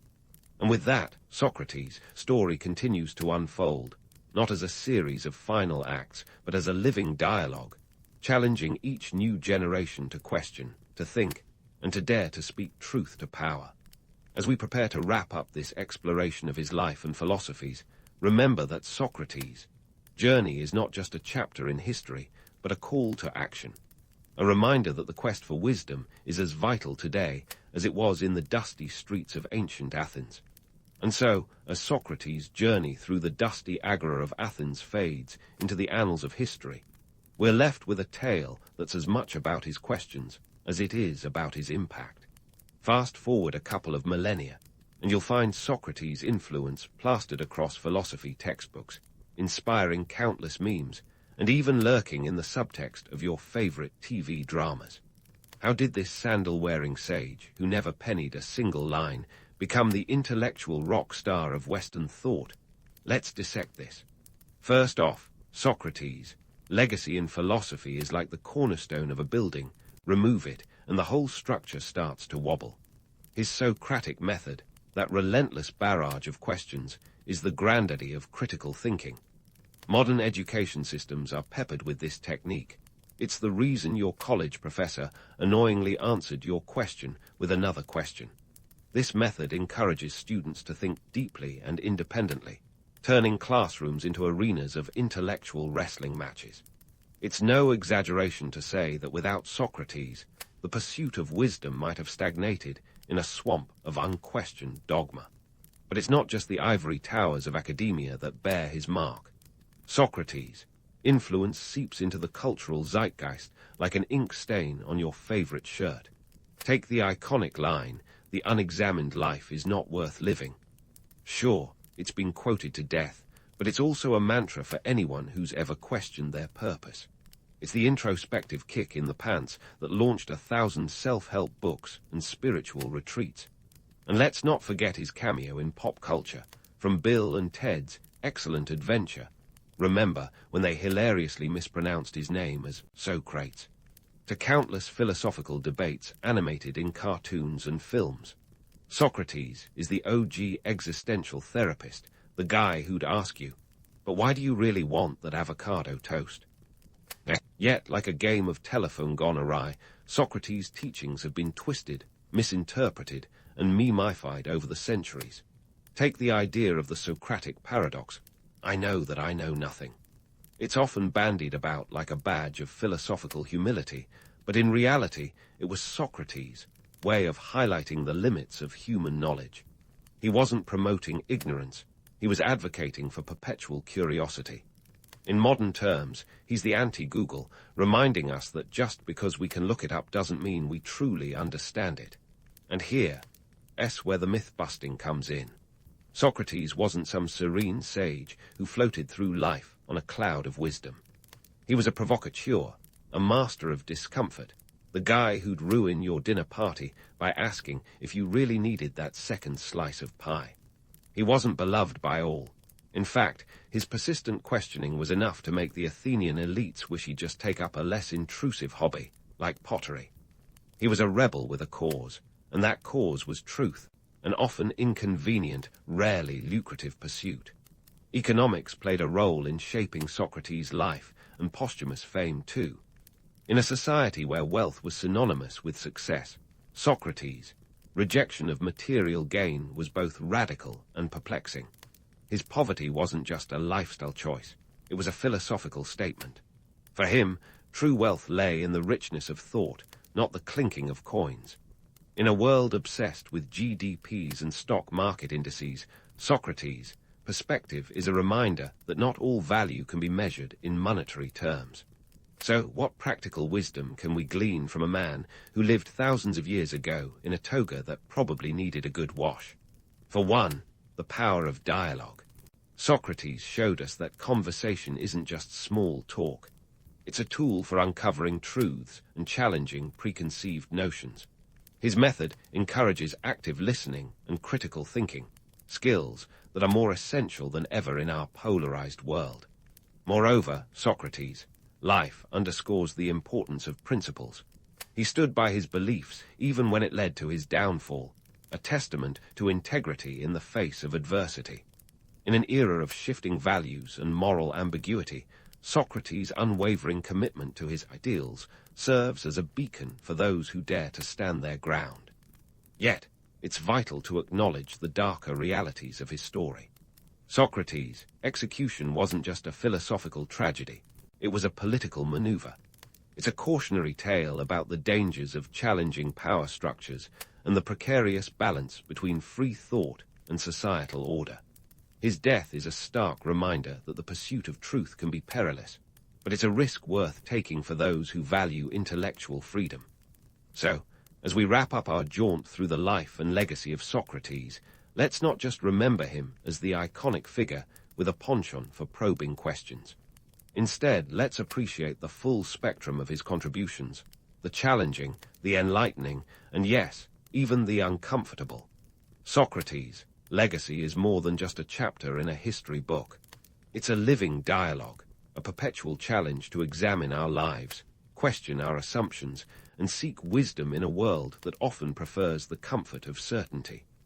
In the end, Socrates didn't just leave us with a method of inquiry. He left us with a mindset. His story is a testament to the enduring power of curiosity and the transformative potential of a single question asked at the right time. Whether in the classroom, the boardroom, or the living room, the spirit of Socratic inquiry lives on, urging us to dig deeper, think harder, and never settle for easy answers. And if that's not a legacy worth pondering, then perhaps it's time to ask ourselves why. In the quiet town of Dole, France, circa 1822, a baby boy was born who would eventually redefine the very foundation of modern science.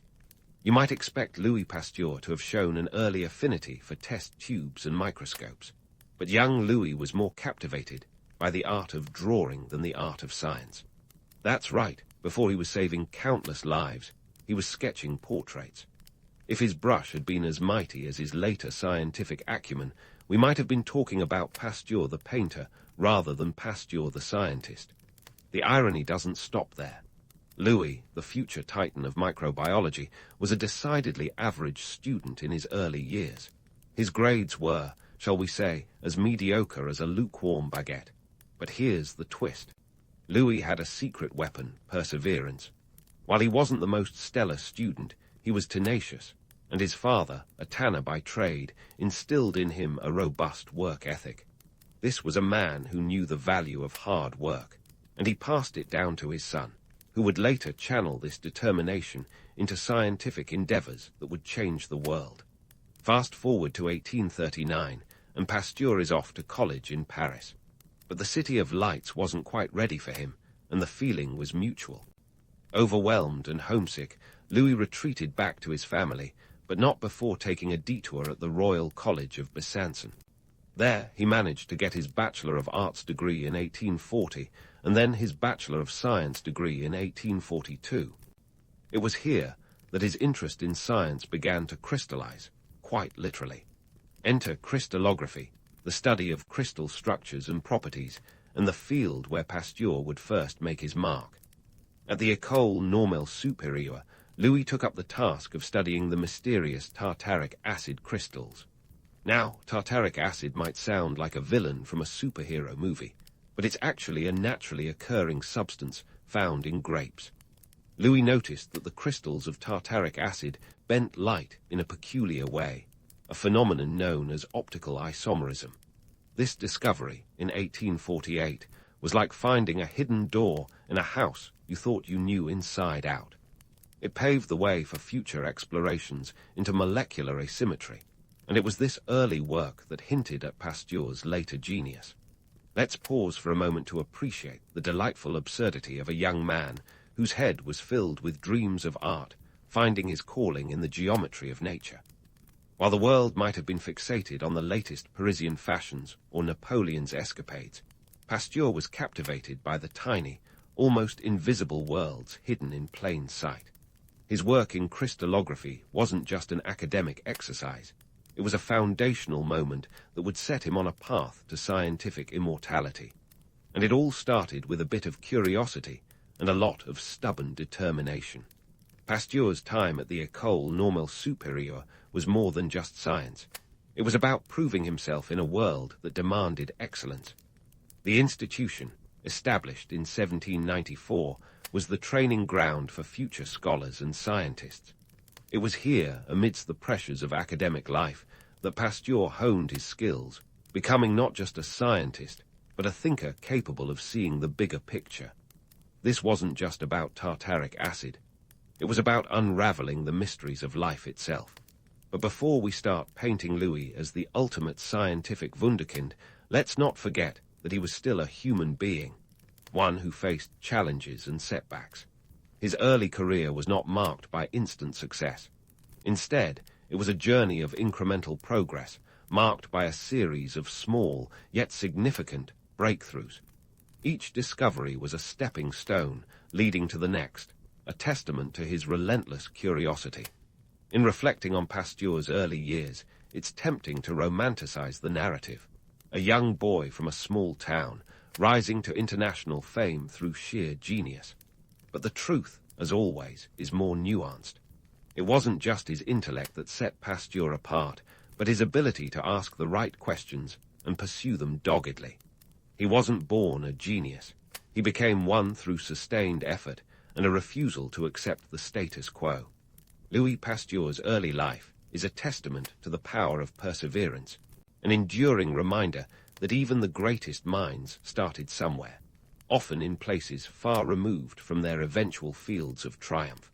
As we move forward in exploring his life, remember that his story is as much about his failures and struggles as it is about his successes. So, next time you hear about Pasteur, think not just of the man who conquered microbes, but of the artist who once dreamed of another life, armed with nothing but a pencil and an insatiable curiosity. So there we have it. Louis Pasteur, the unlikely hero of crystallography, poised on the brink of a scientific revolution. But the man's story didn't end with molecules and light refraction. Oh no, dear listener, his journey was just getting started, and it was about to get very, very messy. You see, Pasteur had a knack for questioning everything, especially the things people took for granted. And in the 19th century, one of those things was the very essence of life, or rather, where life comes from.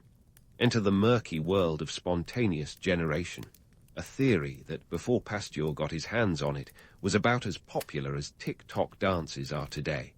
People believed that life could just pop up out of nowhere, like mushrooms after a rainstorm or your neighbor's cat when you open a can of tuna.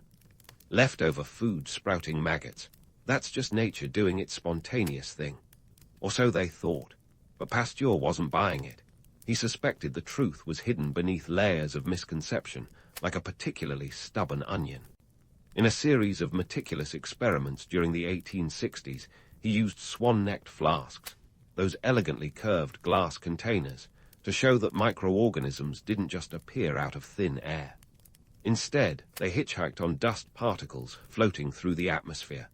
He boiled nutrient-rich broths in those flasks, effectively killing any existing microbes, and then left them open to the air. The broth remained clear, proving that without a direct path for those airborne microbes, life wouldn't spontaneously generate. Now, you might think this was a slam dunk, but the scientific community wasn't ready to hand Pasteur the Nobel just yet. They were still clinging to old ideas like barnacles on a ship's hull. But eventually, the evidence spoke louder than tradition, and Pasteur's insistence on rigorous evidence won out. This was the beginning of the end for spontaneous generation, but it was just the beginning for germ theory. And this is where things get really interesting, because Pasteur wasn't just playing in the Petri dish of academia. His discoveries had real-world implications, especially for the French wine and beer industries, which were, to put it mildly, in a bit of a crisis. You see, the wine and beer were turning sour faster than a love affair gone wrong. Entire barrels were spoiling, and the economic impact was hitting vintners and brewers right where it hurt, the wallet. Pasteur, ever the practical scientist, saw an opportunity. He realized that if microorganisms were responsible for spoiling drinks, then controlling them could save whole industries. Enter pasteurization, that's right, the process named after our brilliant Frenchman.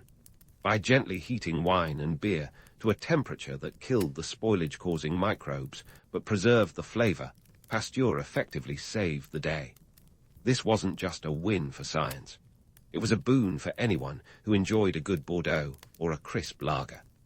The French economy, not to mention the national mood, was given a much-needed lift. But let's not gloss over the fact that pasteurization wasn't initially about milk. Nope, it was all about the booze. Only later did Pasteur's method find its way into dairy, bringing us safer milk and a whole new context for that Got Milk campaign. It's a reminder that even the greatest scientific breakthroughs often start with more immediate, less noble goals, like saving a good vintage. In the grand tapestry of Pasteur's achievements, his work on fermentation and pasteurization stands out not just for its ingenuity, but for its sheer impact. He wasn't just theorizing in a lab.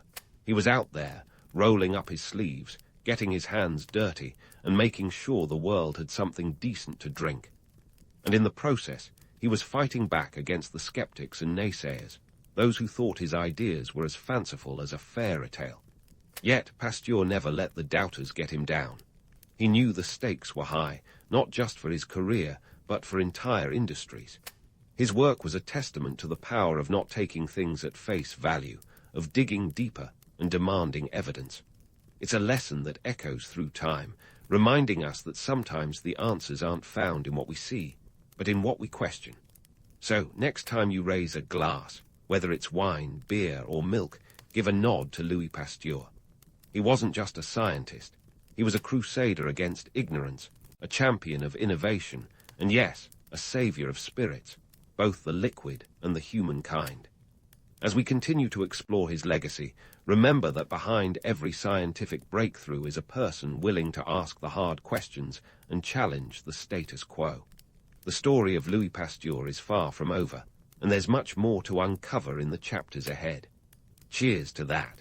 And speaking of stories that are far from over, let's dive into one of the juiciest chapters of Louis Pasteur's career. His venture into disease research, specifically his anthrax vaccine experiment. Now, if you think science is all about quiet labs and serious researchers in white coats, you're in for a surprise. Pasteur's 1881 public demonstration at Pouilly-le-Fort had all the suspense of a high-stakes poker game, with a touch more sheep, of course. Here's the scene. France, in the late 19th century, was grappling with anthrax, a nasty bacterial disease that was decimating livestock and sending shivers down the spines of farmers and government officials alike. Anthrax was the grim reaper of the barnyard. And it wasn't just the sheep that had cause for concern. The disease was also a significant economic issue, costing the agricultural sector dearly.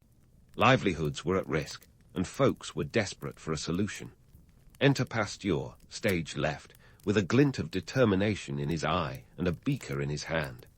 By now, he was no stranger to challenging established norms and had already taken on spontaneous generation and won. But this time, the stakes were higher, and the potential for public embarrassment was real. If his vaccine failed, he wouldn't just lose face, he'd lose credibility. But let's rewind a bit. Pasteur's journey into vaccine development wasn't a solo act. His trusted colleagues, Charles Chamberlain and Emile Roux, played pivotal roles. The trio harnessed the power of weakened bacteria to create a vaccine, a method later dubbed attenuation.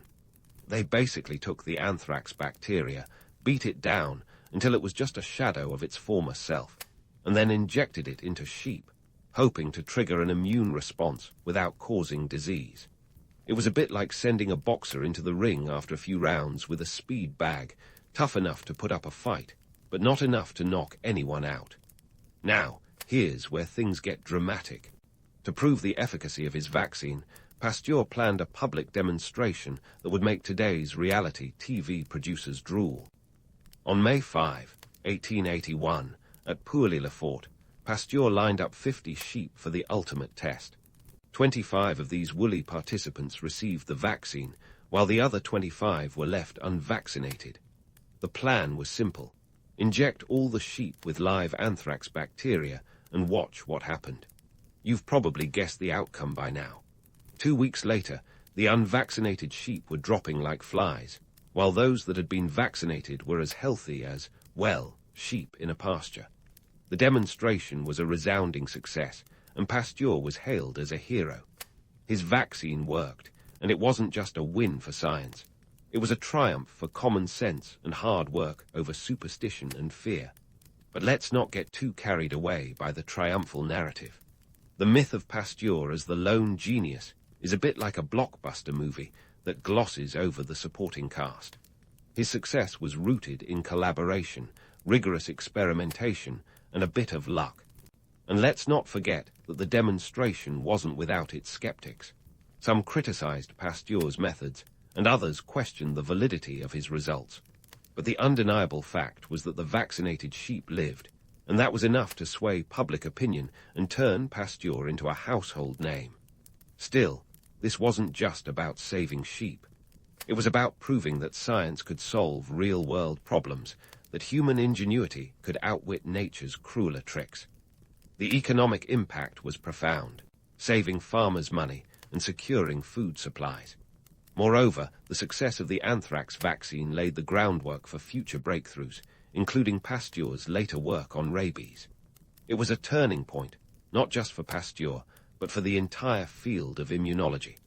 Yet, as with all great stories, the truth is more complex than the legend. Pasteur's achievement didn't come from a eureka moment or a flash of genius. It was the result of years of painstaking research, trial and error, and a willingness to take risks. It's a reminder that progress often comes not from grandiose visions, but from dogged persistence and a refusal to accept defeat. So, next time you hear about Pasteur's anthrax vaccine, remember that it wasn't just about eradicating a disease. It was about challenging assumptions and demonstrating that science, when done right, can be a powerful tool for change. It's a tale of ambition, risk-taking, and the relentless pursuit of truth, qualities as relevant today as they were in the 19th century. As we delve deeper into the life and legacy of Louis Pasteur, keep in mind that his story is not just one of scientific breakthroughs.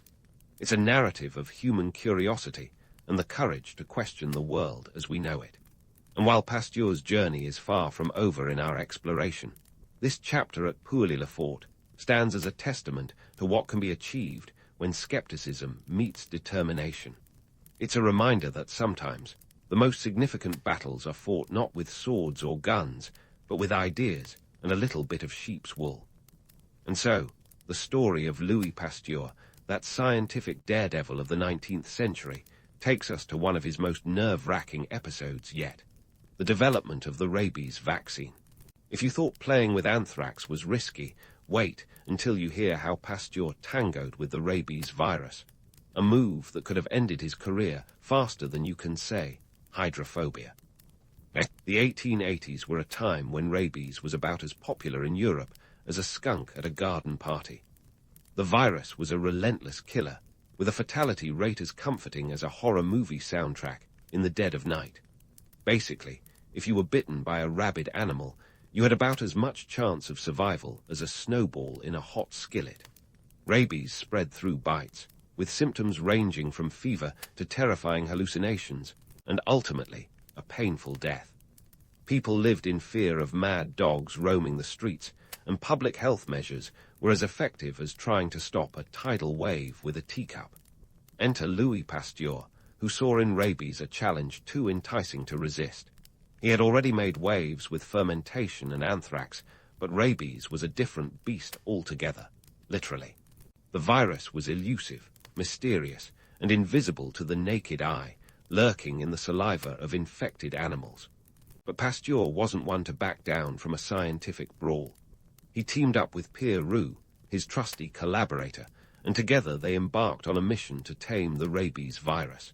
It was a bit like trying to catch smoke with your bare hands. They started by experimenting on the spinal cords of infected rabbits, a method that, while not exactly Peter-proved, was groundbreaking at the time. Through trial and error, they discovered they could attenuate the virus by drying the spinal cords. This weakened version of the virus formed the basis of their vaccine, a concept that sounds simple now, but was revolutionary back then.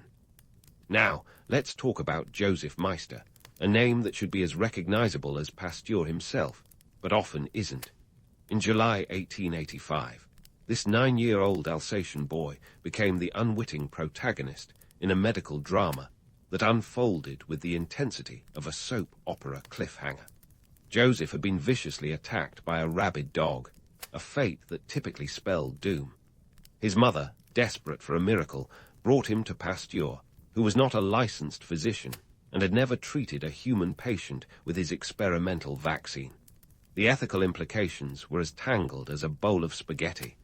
Imagine Pasteur faced with a boy who had all the odds stacked against him.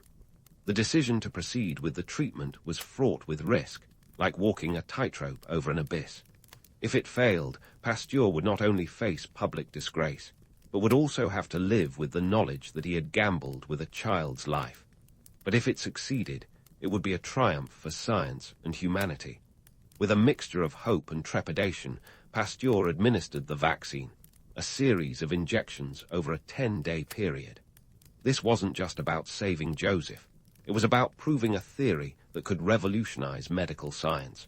The stakes were higher than a cat on a hot tin roof. Days turned into weeks, and the world held its breath.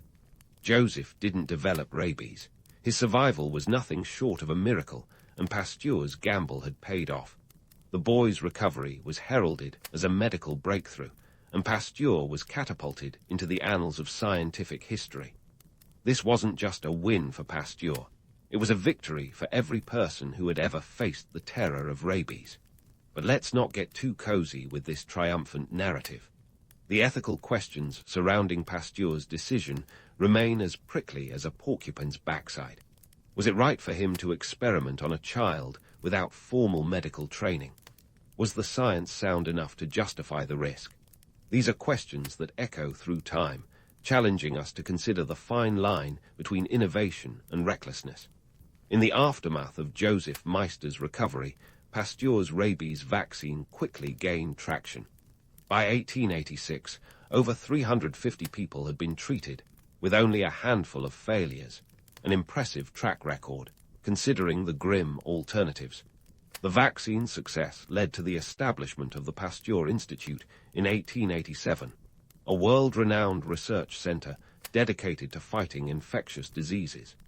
It was a fitting legacy for a man who had spent his life battling the unseen enemies that plagued humanity. Yet, even as Pasteur's star rose, the scientific community was divided. Some hailed him as a hero, while others criticized his methods, questioning whether his results were truly replicable or merely a stroke of luck. The debates were as heated as a summer day in Provence, but in the end, Pasteur's achievements spoke for themselves. The rabies vaccine was more than just a medical triumph. It was a testament to the power of human ingenuity and the relentless pursuit of knowledge. It demonstrated that science could unlock the mysteries of the natural world, and in doing so, change the course of history. Pasteur's work paved the way for future vaccines and laid the groundwork for modern immunology, transforming the way we think about disease prevention. As we leave this chapter of Pasteur's life, remember that his story is not just about the victories, but also about the risks and ethical dilemmas that come with pushing the boundaries of science. It's a reminder that progress often comes with a price, and the path to discovery is rarely straightforward. So, next time you hear about Louis Pasteur, think not just of the man who conquered rabies, but of the scientist who dared to take risks when others played it safe. His legacy is a testament to the power of asking, "What if?" and having the courage to find out. As we continue exploring his life, there's much more to uncover, and the story is far from over. Stay tuned, because the next chapter promises to be just as thrilling. As we wrap up this exhilarating journey through the life and times of Louis Pasteur, let's take a moment to zoom out and appreciate the bigger picture, kind of like standing on the Eiffel Tower and seeing all of Paris spread out below you. Pasteur's contributions to science weren't just a series of isolated eureka moments. They were seismic shifts in how we understand and interact with the natural world. His work laid the foundation for modern medicine, public health, and even the way we conduct scientific research today. First up on our world tour of Pasteur's lasting impacts is the Pasteur Institute, founded in 1887. Now, this wasn't just your run-of-the-mill research facility. It was a beacon of hope in a world still grappling with diseases that could wipe out entire populations faster than you can say contagion. The Institute became a powerhouse of scientific innovation, churning out vaccines and research like a well-oiled machine. It was a place where some of the brightest minds of the time congregated, a bit like the Hogwarts of scientific wizardry. Over the years, the Institute has been home to multiple Nobel Prize winners, and it continues to be a leader in infectious disease research, even today. But let's not forget that the Pasteur Institute wasn't just about the science. It was a testament to Pasteur's vision of a world where diseases could be understood and controlled. It was a physical embodiment of his life's work, a legacy in brick and mortar that screamed, "We can do better, and we must."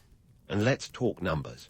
The Institute was initially funded by public subscription, raising 25 million francs, a staggering sum at the time, showing just how much faith people had in Pasteur's vision.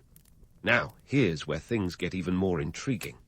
Pasteur's work on germ theory had reverberations far beyond the lab. It fundamentally altered public health policies and sanitation practices worldwide. Before Pasteur, the medical community was bumbling around in the dark, often relying on miasma theory, the idea that diseases were caused by bad air.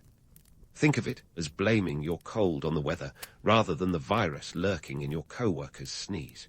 Pasteur's discoveries shone a light on the true culprits, microorganisms. This revelation led to the development of sterilization techniques, antiseptics, and eventually antibiotics, our modern-day knights in shining armor against bacterial infections. The economic implications were profound, too.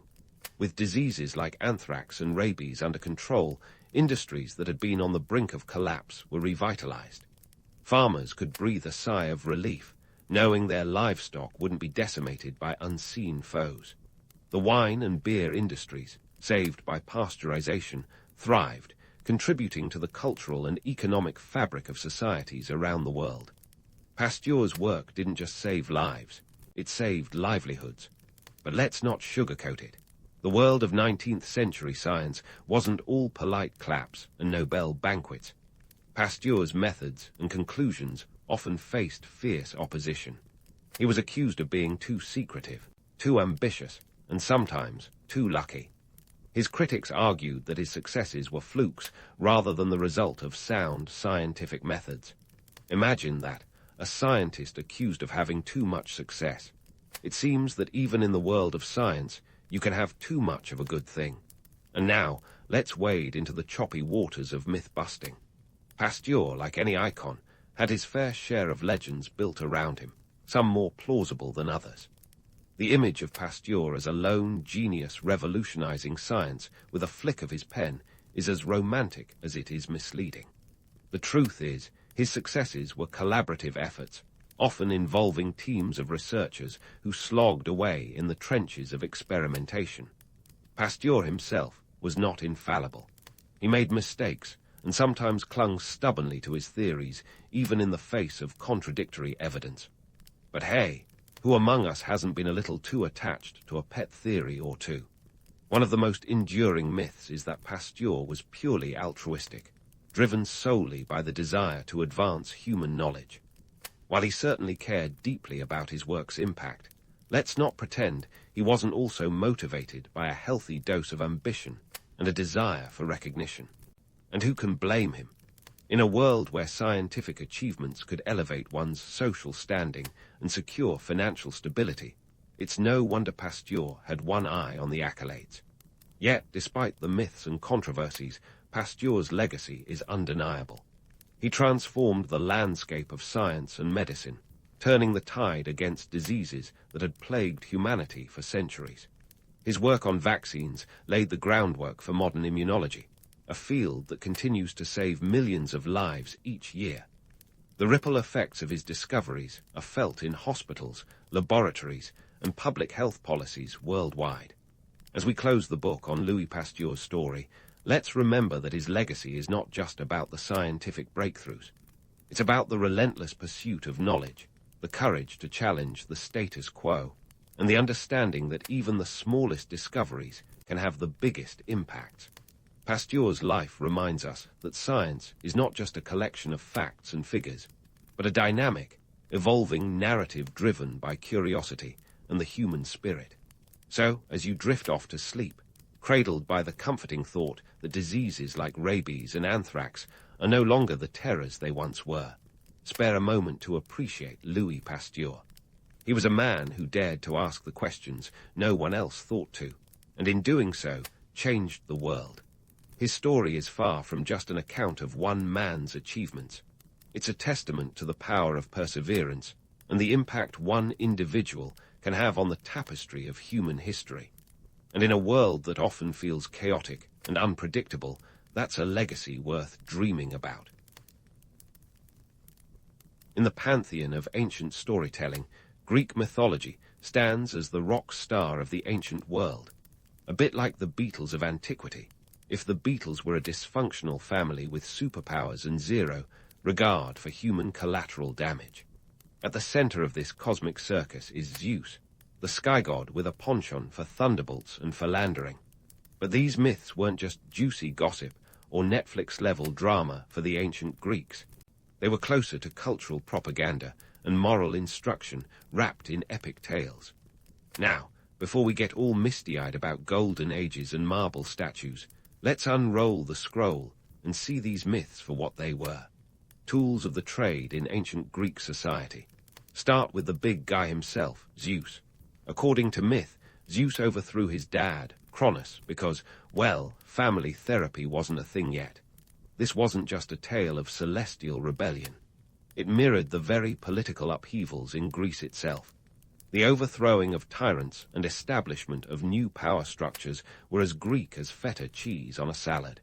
Take Homer's epics, for instance. Here's a guy who, around the 8th century BCE, composed the Iliad and the Odyssey, the cultural equivalent of a double album release. With these stories, Homer didn't just entertain, he crafted the blueprints of Greek values.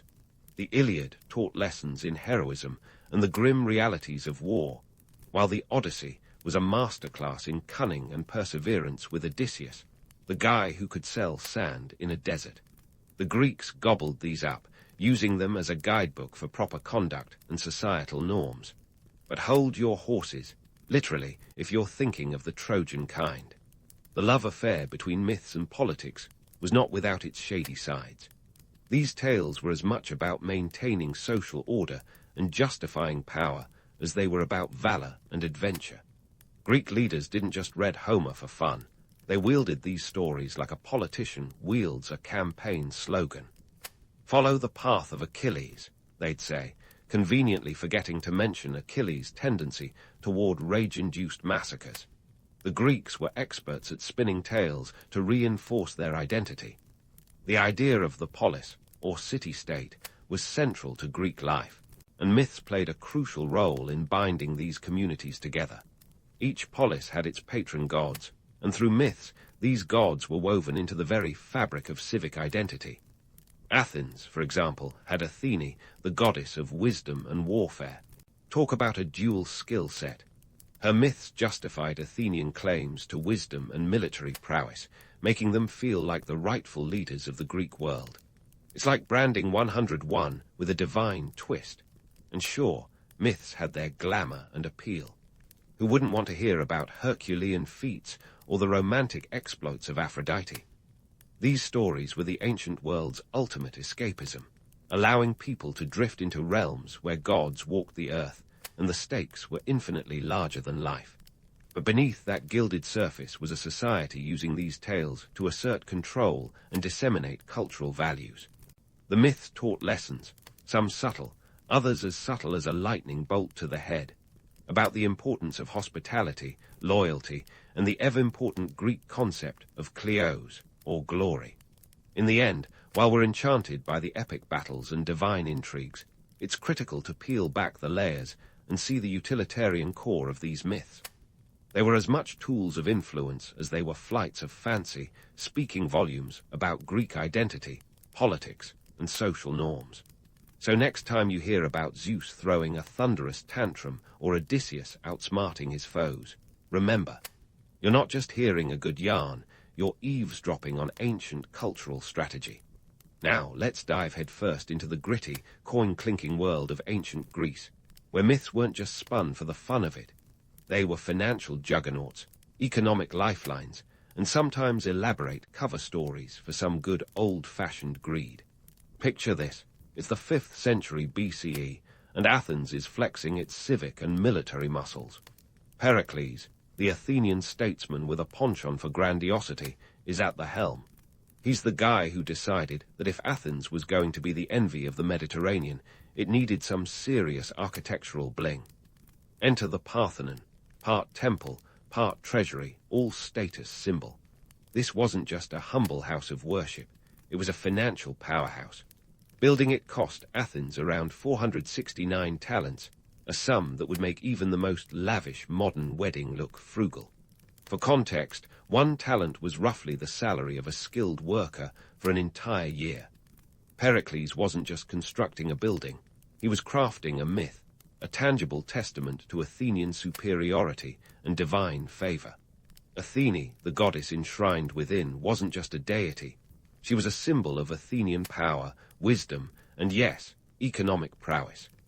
The Parthenon was the ancient equivalent of a modern skyscraper, a declaration that Athens was open for business and not shy about its wealth. Of course, the financial gymnastics didn't stop with monumental structures. Greek festivals were another arena where myth and money danced a complicated two-step. The Panathenaic Festival, a grandiose celebration dedicated to Athene, was less a pious gathering and more a blend of the Olympics, Coachella, and a political rally.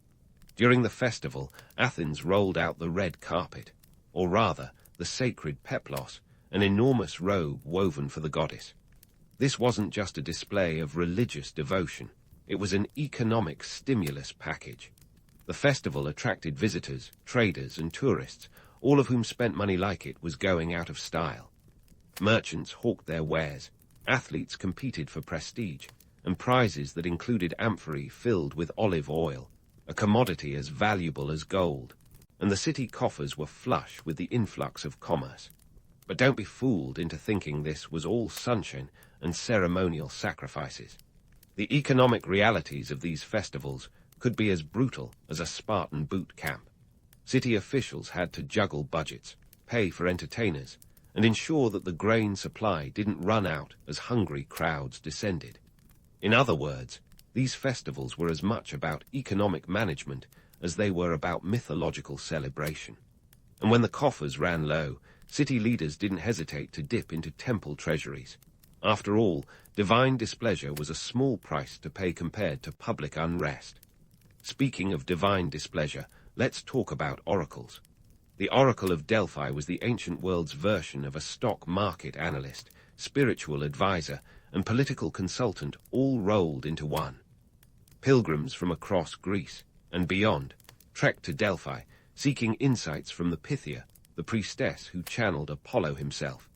But here's the kicker. This mystical advice came with a price tag. Cities paid handsomely for priority consulting, proof that even in the world of prophecy, cash was king.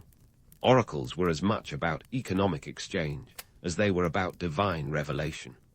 The fees collected funded the sanctuary, supported local economies, and kept the oracle spinning tales that would shape political and military strategies. And let's not forget the economic underpinnings of mythological storytelling itself. Epic tales were crafted, recited, and spread by itinerant bards who were the original freelancers, hustling from town to town. These storytellers weren't just cultural custodians, they were savvy entrepreneurs. Their performances were less about artistic expression and more about putting food on the table. The more compelling the story, the more lucrative the gig. So, when Homer composed his epics, he wasn't just creating timeless literature. He was ensuring his legacy and livelihood. Each tale carried not just cultural weight, but also financial implications, as communities paid for these stories that reinforced their societal values and entertained the masses. In the end, myths weren't just the glue that held Greek culture together. They were the grease that kept the economic wheels turning. They offered escapism, yes, but they also served as practical tools in the economic toolkit of the ancient world. So, the next time you hear about Zeus throwing a godly fit or Athene inspiring another hero, remember that behind these celestial dramas lay very terrestrial concerns: gold, goods, and the ever-important grain supply. It's an ancient truth as relevant today as it was then. Even divine legends need a solid fiscal foundation to stand the test of time. So, there you have it. Greek mythology wasn't just an epic Netflix binge of gods, glory, and grappling with fate. It was a financial and political chessboard where myths were the pawns. But let's pivot from coins and commodities to something even more intoxicating: the seductive waltz of power and propaganda. Enter the world of ancient Greek politics, where myths weren't just bedtime stories. They were the spin doctors of their day. Take Theseus, for instance. This guy was the Athenian equivalent of a superhero, minus the cape, but with a lot more muscle and a knack for solving labyrinthine problems. The myth of Theseus slaying the Minotaur and uniting Attica under Athenian control wasn't just a tale of bravery. It was political branding at its finest. The tale of Theseus wasn't merely a yarn spun for the masses. It was Athenian PR, weaving a narrative that Athens was destined to lead, a city-state born to rule. In fact, the use of myth as a political tool wasn't accidental. Greek leaders harnessed these stories like today's politicians wield campaign slogans. Pericles, that same statesman who brought Athens its architectural bling, also understood the power of myth to solidify his leadership. During the golden age of Athens, Pericles leveraged the cult of Athene to unify the city. The Parthenon wasn't just a monument. It was a message that Athens was under divine protection, a city with the gods on speed dial. And when you've got a goddess like Athene as your celestial sponsor, who's going to argue with your policies? Let's not forget the Spartans, those iron-willed warriors who took myth-making to a whole different level. The myth of the 300 Spartans at Thermopylae is a masterclass in propaganda. While the actual numbers were closer to 7,000 Greeks from various city-states, the story of 300 Spartans standing firm against the Persian horde was the ultimate David versus Goliath tale, designed to inspire and unite. It was a narrative that said, "We're tough, we're resilient, and we'll fight to the last man." In reality, Spartan society was as complex and harsh as their stories were heroic, with an economy propped up by the labor of helots. essentially an enslaved class. But hey, why let inconvenient truths get in the way of a good story? Now, if you think the Greeks were the only ones playing this mythological game, let's broaden the lens to Philip II of Macedon, the father of Alexander the Great. Philip was a maestro at using myth to legitimize power. He claimed descent from Heracles, the demigod known for his 12 labors and 0 chill. This ancestral claim wasn't just hubris, it was a strategic move to anchor his rule in divine sanction. By presenting himself as part of a heroic lineage, Philip was setting the stage for his son's legendary exploits. And speaking of Alexander, his journey into myth-making was nothing short of legendary. The man who would be called the Great didn't just conquer territories, he conquered the imaginations of his people. Alexander traced his maternal lineage back to Achilles and even styled himself as a living god. His conquests were accompanied by tales of divine encounters and celestial favor, a narrative that turned military campaigns into mythic quests. This mythological power play wasn't just limited to royal bloodlines, though. The stage of Greek education was another arena where myths wielded tremendous influence. Greek boys were raised on a steady diet of Homeric epics, where heroes like Achilles and Odysseus were the ultimate role models. These stories weren't just for entertainment, they were educational tools, shaping young minds with ideals of bravery, honor, and cunning. It's like a curriculum where the syllabus includes Advanced Heroics 101 and Intro to Epic Adventures. But let's be real, these heroes weren't exactly model citizens. Achilles was a rage-fueled wrecking ball, and Odysseus was the poster child for bending the truth. Yet, Greeks saw in them the complexities of human nature, teaching that heroism wasn't just about noble deeds, but navigating moral grey areas. And this brings us to the philosophers, those ancient thinkers who loved nothing more than to dissect myths and extract lessons. Plato, the brainiac of ancient Athens, famously critiqued the poets and their mythological tales. He argued in The Republic that these stories should be censored for their portrayal of gods behaving badly. But even Plato, for all his skepticism, couldn't ignore the educational value of myths. They were like ancient case studies, offering insights into ethics, governance, and human nature. And let's not forget the influence of myths on Greek religion, where gods and heroes weren't just celestial beings, but integral to civic life. Religious festivals, like the Eleusinian Mysteries, were steeped in myth and had a communal function, binding society through shared narratives. These rites weren't just spiritual experiences, they were political tools, reinforcing social hierarchies and community cohesion. The myths served as a divine endorsement of the status quo, ensuring citizens knew their place in the cosmic order. Yet, despite their lofty purposes, myths had a darker side. They could be tools of exclusion, reinforcing social boundaries and justifying inequalities. The myths of Pandora, for instance, were used to perpetuate gender norms, painting women as the source of mankind's woes. While the story is an intriguing tale of curiosity and consequence, it also reflects the patriarchal structures of the time. So, the next time you hear about a Greek hero embarking on a quest or a god throwing a divine tantrum, remember, these aren't just stories. They're the ancient world's version of PR campaigns, educational mandates, and political manifestos all rolled into one. Greek myths were the original fake news, spun with purpose and packed with more layers than a baklava. They were the ultimate power play in a world where the line between legend and reality was as blurry as a foggy morning on Mount Olympus.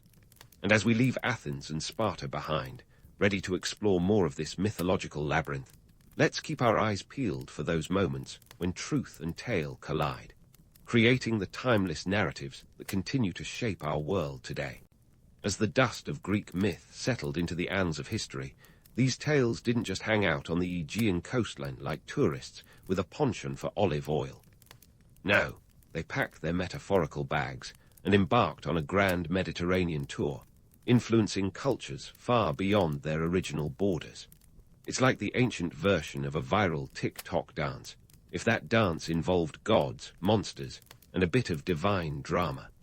So buckle up, because we're about to follow these stories as they hop across the sea and into the eager arms of the Romans. Now, when it comes to cultural appropriation, the Romans were the undisputed champs. They took Greek mythology, gave it a Roman twist, and voila, instant cultural capital. Imagine the Romans as history's greatest remix artists, taking the Greek original and adding some Italian flair. Take Zeus, for instance. In Rome, he became Jupiter, same thunderous attitude, different postal code.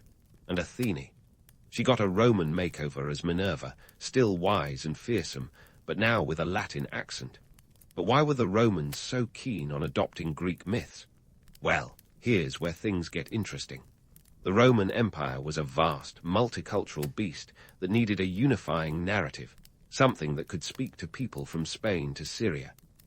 Greek mythology, with its universal themes of heroism, betrayal, and the eternal struggle between order and chaos, was perfect for the job. Plus, let's be honest, who wouldn't want to claim a bit of that divine drama as their own? The Romans didn't just stop at borrowing myths, they adapted them to suit their needs.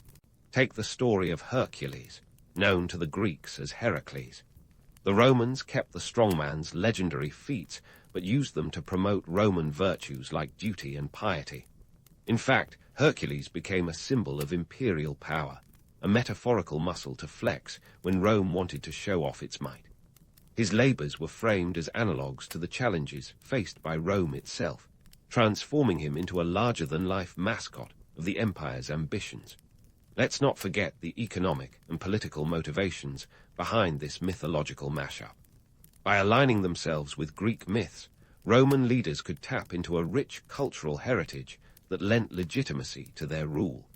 It was like getting a celebrity endorsement from the gods themselves. And when it came to politics, myths were a handy tool for propaganda.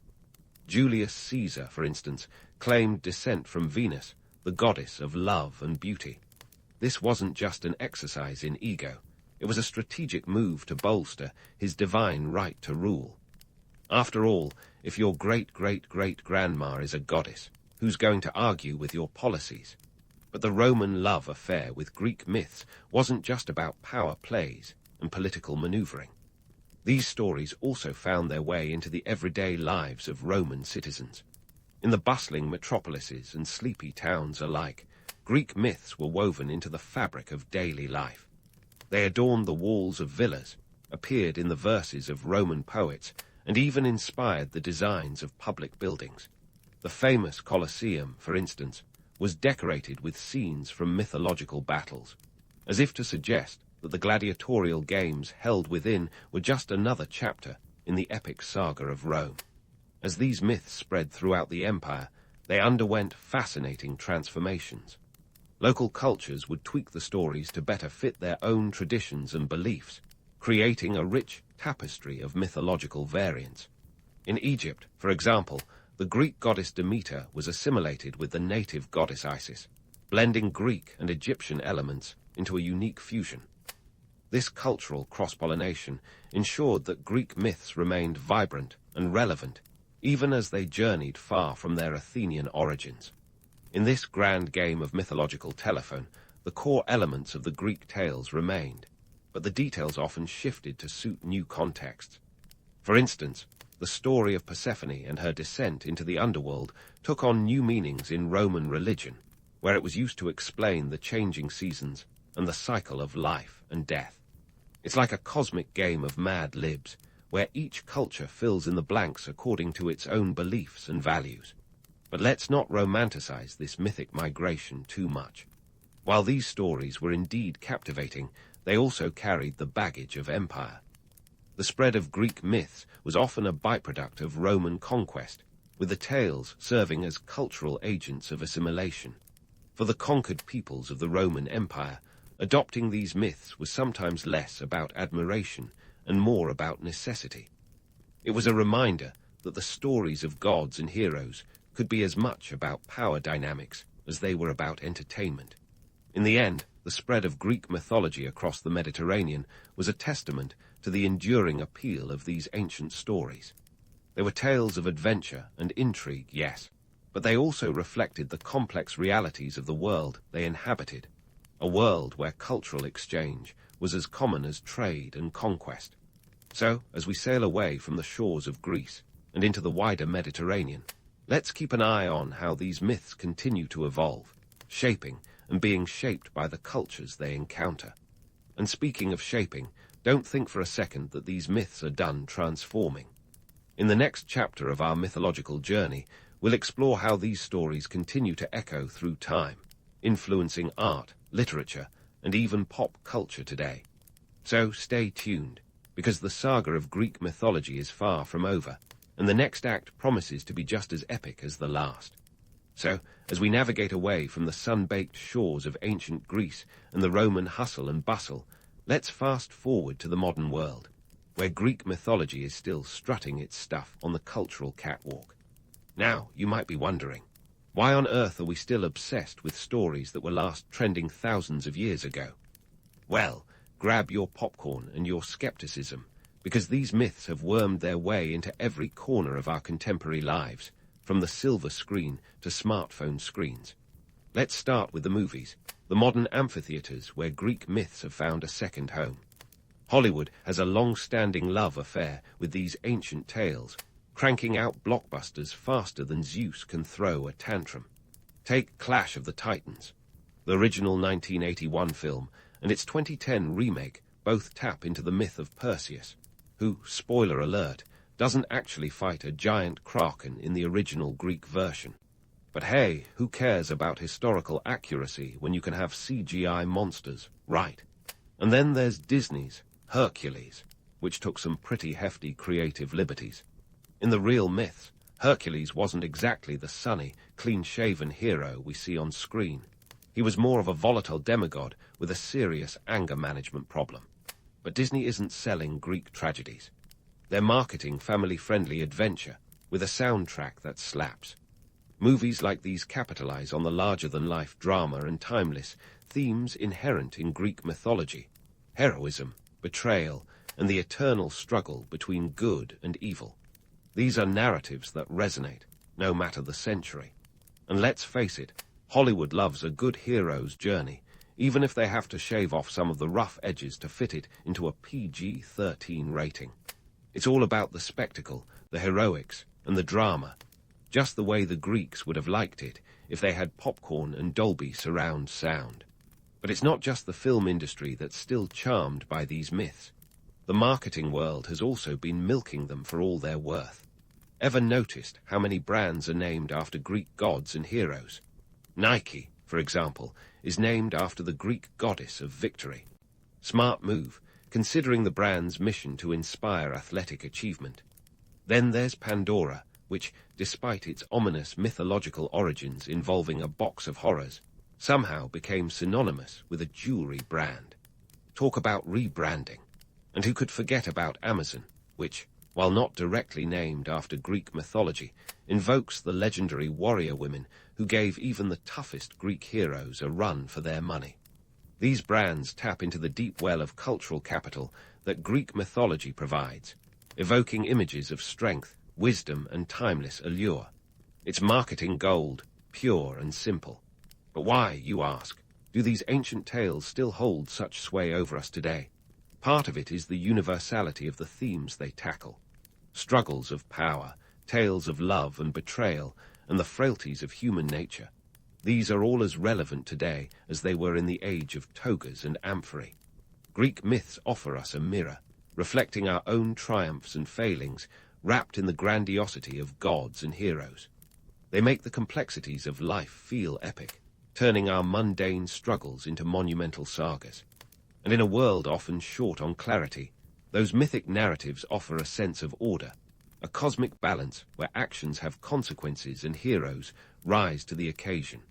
Now, before we get too carried away with romanticizing these epic tales, let's take a moment to peel back the curtain. As much as we love the drama and grandeur, these myths also serve as cautionary tales. Zeus, with his philandering ways, is exactly the ideal role model for marital fidelity. And Odysseus, with his penchant for trickery, might be better suited for a career in politics than as a paragon of virtue. These stories remind us of the darker sides of human nature, the flaws and foibles that persist through time. They're a reminder that heroes are often imperfect, and gods can be as capricious as the fates they supposedly control.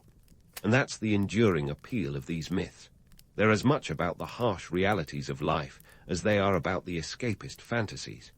They offer a double-edged sword, a glimpse of the divine, tempered by the stark truths of human existence. In a way, they're the ultimate reality check, wrapped in a cloak of legend and lore. So, as we wrap up our time-traveling journey through Greek mythology, remember this. These stories aren't just relics of a bygone era. They're living narratives that continue to shape our world, reminding us of our shared humanity and the timeless dance of fate and free will. Whether in the tales of ancient heroes or the films of modern Hollywood, Greek mythology remains a testament to the enduring power of storytelling, a bridge across time, connecting the past with the present, and perhaps even offering a glimpse of the future. The Tang Dynasty's swan song wasn't exactly a harmonious tune. It was more akin to a chaotic drum solo at a rock concert gone wrong. By the time the 9th century was packing up its bags, the once mighty Tang was reduced to a shadow of its former self. You see, ruling China is like juggling flaming swords while riding a unicycle, impressive when it works, but a spectacle of chaos when it doesn't. And boy, did the Tang dynasty drop the ball, or rather, the flaming swords. The Tang had dominated for almost 3 centuries, beginning in 618 AD. But by the late 800s, their grip on power was slipperier than a bar of soap in a public bathhouse. Rebellion after rebellion sprouted like weeds in a neglected garden. The Huangkeo Rebellion, which lasted from 874 to 884, was particularly nasty, with bandit leader Huangkeo turning into a self-styled emperor and causing all sorts of mayhem. This upheaval left the Tang dynasty with a body count higher than a zombie apocalypse movie. Millions, yes, millions, lost their lives during this period of unrest and famine. Cue the warlord era, where regional military governors, known as jidashi, started acting like rock stars trashing hotel rooms, except their hotel was China, and they were trashing it with civil wars and power grabs. The capital, Chang'an, was sacked in 882, and by 907 the Tang dynasty had officially clocked out, leaving a fractured China in its wake. It was a Game of Thrones with more decapitations and fewer dragons. Enter Zhao Quanjian, a man with a name that sounds like it was made for heroic ballads. Born in 927 AD, Zhao was a general in the later Zhou dynasty, one of the 5 dynasties fighting tooth and nail for control during the 907-960 period, aptly named the 5 dynasties and 10 kingdoms period. Spoiler, there weren't actually 10 kingdoms at one time, but who's counting when there's a kingdom buffet on the menu? Zhao Quanjian was a pragmatist in a world of idealists and opportunists. He didn't just want to be king of the hill. He wanted to be king of the mountain range, and he had the smarts to make it happen. In 960, the later Zhou emperor was a kid, Emperor Gong, all of 7 years old. So, in a move that was as cunning as it was inevitable, Zhao's fellow generals, sick of being pawns in a child's game, decided they'd had enough babysitting. On a cold February day in 960, Zhao's troops declared him emperor at Chen Bridge, a real coup de theatre if ever there was one. Legend has it that Zhao, now posthumously known as Emperor Tezu of Song, was reluctant to take on the mantle. But let's be real, no one ever became emperor by accident. Zhao had a knack for diplomacy, sure, but he also had a thirst for power that could dry up the Yellow River. He founded the Song dynasty, and with it, a new chapter in China's history began. The Song dynasty, which lasted until 1279, was a game-changer. But before we get into their innovations and culture, let's talk politics, the real meat and potatoes of any dynasty worth its salt. Zhao wasn't just uniting China with smiles and handshakes. Nope, he was a maestro of the mandate of heaven, an ancient concept that was essentially China's version of a divine right to rule. Think of it as an early PR campaign with celestial backing. The mandate of heaven was a clever bit of theological spin. Heaven would bless the authority of a just ruler, But if you were a lousy king, you get the celestial boot. It was the ultimate performance review, and Zhao knew how to work it.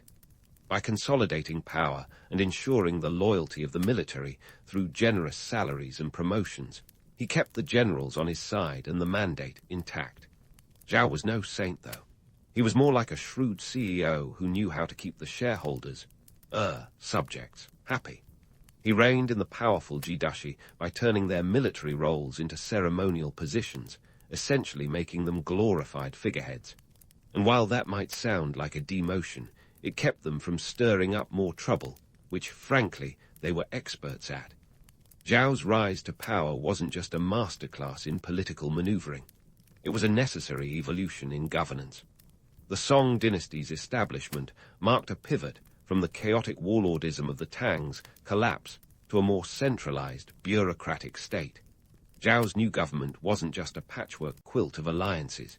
It was a well-oiled machine built to last.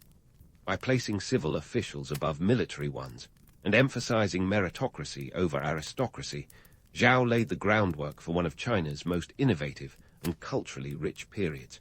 But more on that later. For now, let's just say Zhao Quanjian was the hero China didn't know it needed. A man who could wrangle a divided land with the flick of a pen and the strength of a sword. He might not have been a knight in shining armor, but he was the bureaucrat in shining armor, and sometimes that's exactly what you need. As the Song dynasty took root, it was clear. China had swapped the chaos of the Tang for the stability of the Song, and the Middle Kingdom was ready for a new era of innovation, culture, and, of course, more political intrigue. But hey, what's history without a little drama? With the Song dynasty's roots firmly planted, China was primed for a boom that would make Silicon Valley look like a lemonade stand. Imagine a time when the economy didn't just thrive. It soared like a dragon on a caffeine high. The Song dynasty wasn't just about reunification and political stability. It was about pushing the boundaries of innovation and turning China into a commercial juggernaut. And what better way to ignite an economic revolution than by pioneering the world's first paper currency? That's right, the Song were out here making it rain with paper, while the rest of the world was still lugging around metal like it was a medieval weightlifting contest. Here's the lowdown. Before the Song, currency was all about metal coins, heavy, cumbersome, and about as practical as trying to pay for your morning coffee with a bag of nickels. The Song dynasty, ever the trailblazers, decided enough was enough. So they introduced Jia-Rosi, the world's first documented paper money, around the 11th century. That's right, they were literally printing their way to prosperity. This wasn't just a cute innovation, it was a financial revolution. With paper money, the Song could facilitate more transactions, boost trade, and even reduce the risk of being robbed blind by bandits looking to snag a few pounds of copper. Now, paper money wasn't just about lightening the load. It was about economic prowess, and boy, did the Song know how to flaunt it. Their GDP was nothing short of mind-blowing. Some estimates suggest that by the 11th century, the Song dynasty's economy was producing about $26. $55 billion in today's dollars. Seriously, a GDP that would make some modern nations green with envy. All this wealth didn't just come from the land's natural resources or agriculture, though that certainly helped. It was the Song's ability to innovate, to push boundaries in trade and technology that really set their economy on fire. Speaking of pushing boundaries, let's talk about the Song's technological fireworks, literally. Gunpowder, the black powdery substance that would eventually revolutionize warfare and entertainment worldwide, was a Song dynasty brainchild. Originally concocted by alchemists looking for the elixir of life, because who doesn't want to live forever? Gunpowder's more explosive potential was soon realized. While early uses included fireworks, the Song quickly saw its military potential. The Song army began using gunpowder in weapons like fire arrows and bombs, turning battles into visual spectacles long before Michael Bay got his hands on pyrotechnics. But the Song weren't just setting off fireworks. They were also charting new courses with the compass. Long before your smartphone told you which way was north, the Song were using lodestones to guide their maritime adventures. This wasn't just about impressing cartographers. It was about expanding their trade networks, reaching new markets, and making the world a little smaller. The song compass set the stage for the age of exploration, centuries before Columbus would get lost on his way to India.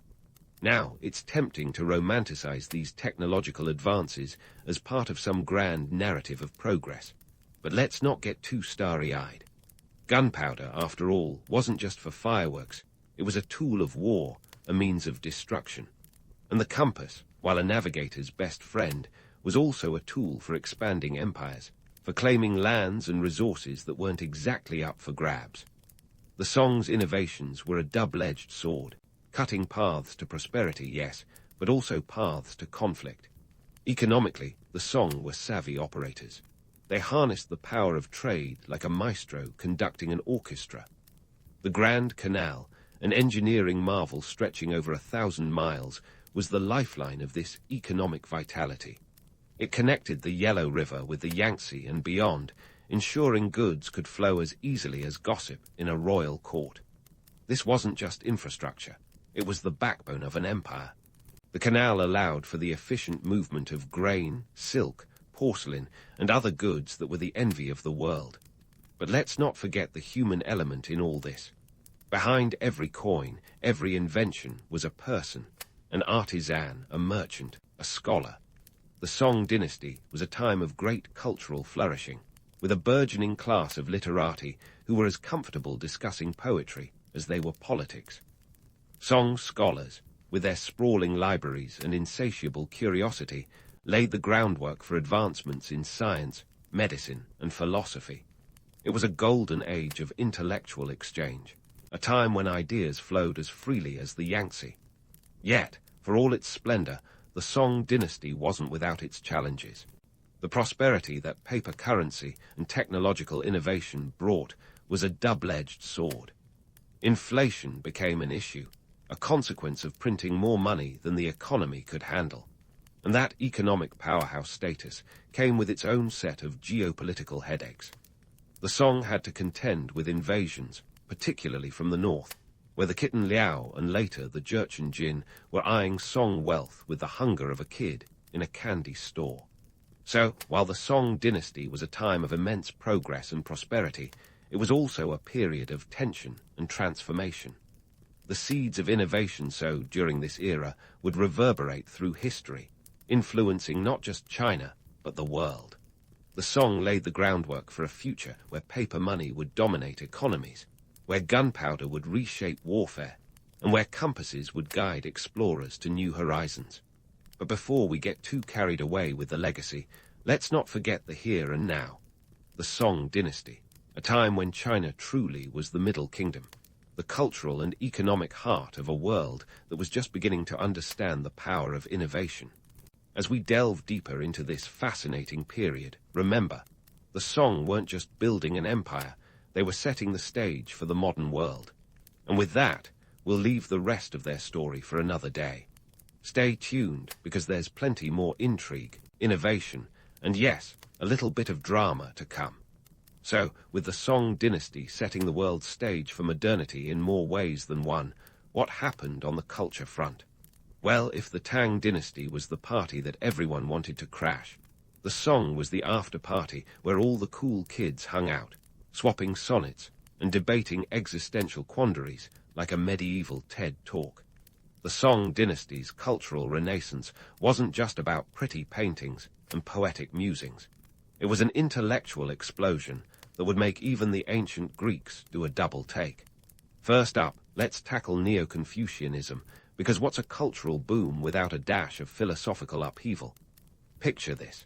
Confucius, that old sage known for his sage advice on everything from governance to family values, gets a reboot for the medieval age.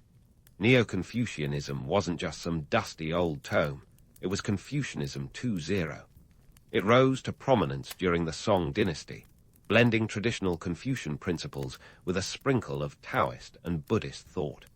Think of it as Confucius meets Buddha with a side of Taoist mysticism, a philosophical smoothie, if you will. Zhu Zai, the Neo-Confucian rock star, took center stage. Born in 1130, Zhu Zai was the kind of guy who could rewrite the existential playbook and still have time for tea. He compiled and commented on the 4 books, a collection that became the core of the Confucian educational curriculum for the next several centuries. Zhu Zai's take on Confucianism was all about Li and Kai, principle and vital force, terms that sound like ingredients in an ancient wellness retreat, but were actually about understanding the universe's underlying order. By emphasizing moral self-cultivation and the unity of knowledge and action, Zhu Zai turned Confucianism into the intellectual backbone of Chinese society. But let's not get too starry-eyed about Neo-Confucianism, because while it offered a moral compass, it also laid the groundwork for a rigid social hierarchy. It was like a philosophy with a built-in social ladder, ensuring everyone knew their place in the grand scheme of things. So, while the Neo-Confucians were busy crafting the blueprint for social harmony, they were also reinforcing the status quo with the kind of dedication that could make a bureaucrat blush. Now, let's talk about poetry, the ancient version of tweeting one's emotions. 140 characters be damned. Song Dynasty poetry wasn't just about waxing lyrical. It was the social media of its day, a way to navigate the intricate social web of the literati. Poets like Su Shi, also known as Su Dongpo, were the influencers of their time. Su Shi wasn't just a poet. He was a Renaissance man before the Renaissance was even a thing. A statesman, calligrapher, and painter, Su Shi's work reflected the complexities of human experience with a side of political commentary.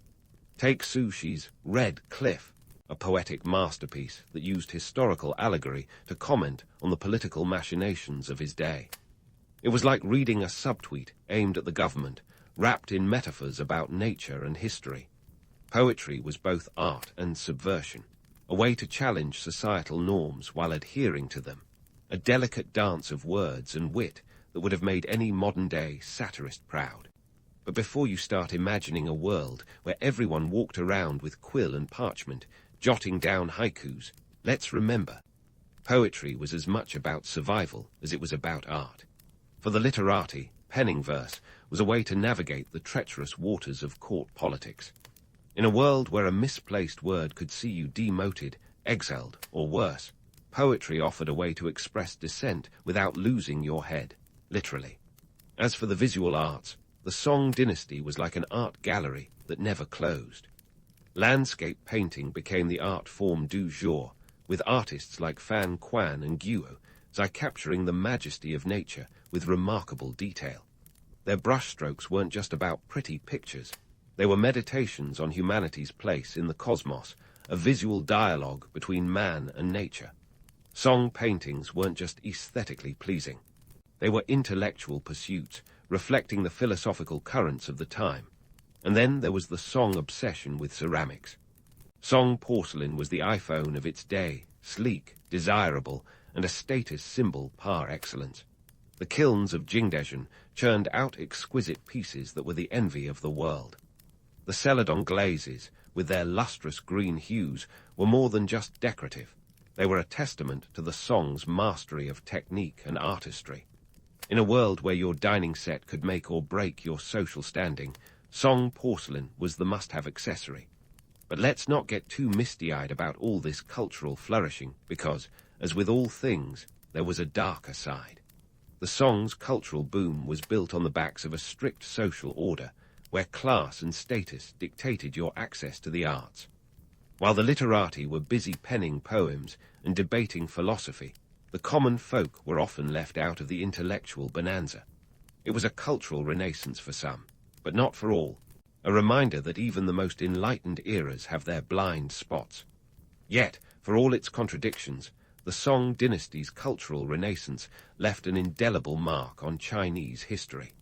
It was a time when art and intellect thrived, where innovation in thought and form pushed boundaries and challenged norms. The Song set the stage for future generations, leaving behind a legacy of creativity and contemplation that would echo through the ages. As we wrap up this foray into the Song dynasty's cultural heyday, let's remember that history is never as neat as we might like. It's a tapestry of triumphs and tragedies, of progress and pitfalls. The Song dynasty was no different, a time of great intellectual and artistic achievement, yes, but also a period marked by inequality and rigidity.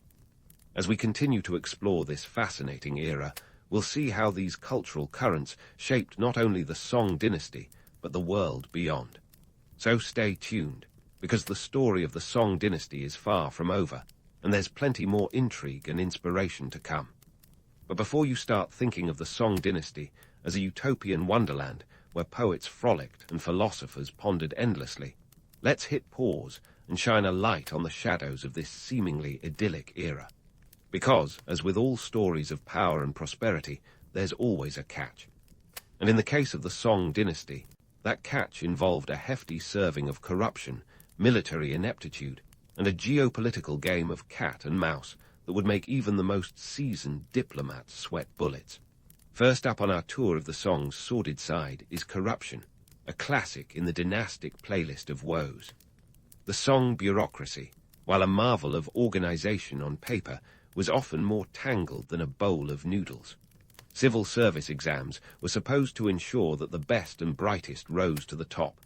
But in practice, influence peddling and nepotism were about as common as tea in a Chinese household. Bribery, backdoor deals, and outright graft turned the civil service into a playground for the well-connected. Yes, it was a meritocracy, if your merit was measured by the weight of your purse. And speaking of currency, the Song's paper money, as innovative as it was, had a dark side too. The government had a tendency to print cash like it was going out of style, which led to inflation levels that would make a central banker reach for the smelling salts. Add to that a tax system that was as convoluted as a Shakespearean plot, and you had an economy teetering on the brink. The Song's economic strategy was often a case of robbing Peter to pay Paul and hoping Peter didn't notice until it was too late. On the military front, the Song dynasty was like a paper tiger, fierce on the surface, but lacking real bite. The Song army, although substantial in size, was more adept at losing battles than winning them. They were the kind of military force that could trip over its own sword. With a focus on defense rather than offense, the Song poured resources into fortifications and city walls instead of building a robust offensive military machine. Their military strategy was less about crushing enemies and more about keeping them at bay with a wallet full of silver. Enter the Liao, Jin, and eventually the Mongols, northern neighbors who saw the Song's wealth as an open invitation to crash the party. The Khitan Liao were the first to test the Song's mettle, and they found it wanting. The Song's solution, paying them off, essentially a "don't hurt us, here's some cash" strategy. The Treaty of Chanyuan in 1005 saw the Song shelling out annual tributes to the Liao, a move that kept the peace but drained the coffers. But if you think writing checks to the Liao was costly, wait till you hear about the Jin. In 1125, the Jurchen Jin took a page out of the Liao's playbook, but with more gusto. They swept down from the north like a thunderstorm, capturing the Song's northern capital, Kaifeng, in 1127. A moment so catastrophic it's known as the Jinkang Incident. The Song court, caught with its robes down, fled south, establishing a new capital at Hangzhou and marking the start of the southern Song period. Imagine the embarrassment of having to relocate your entire government because you couldn't keep a grip on your own capital. Not a good look, Song dynasty. The Jin weren't just content with occupying territory, they were after a slice of the Song's economic pie too. The Song, in a tactical move that was as much about desperation as it was diplomacy, agreed to pay the Jin an annual tribute of 250,000 ounces of silver and 250,000 bolts of silk. It was a deal that kept the peace on paper, but in practice was akin to paying for protection from your own bullies. And just when you thought things couldn't get worse, enter the Mongols. The Mongols were the rock stars of medieval conquest, and by the time they set their sights on the Song, they were well versed in the art of empire building. Genghis Khan had already left a trail of conquest across Asia, and his descendants were more than ready to finish the job. The Mongols weren't interested in tribute, they wanted control. By 1279, the Mongols had overrun the Song, bringing an end to a dynasty that had lasted over 3 centuries.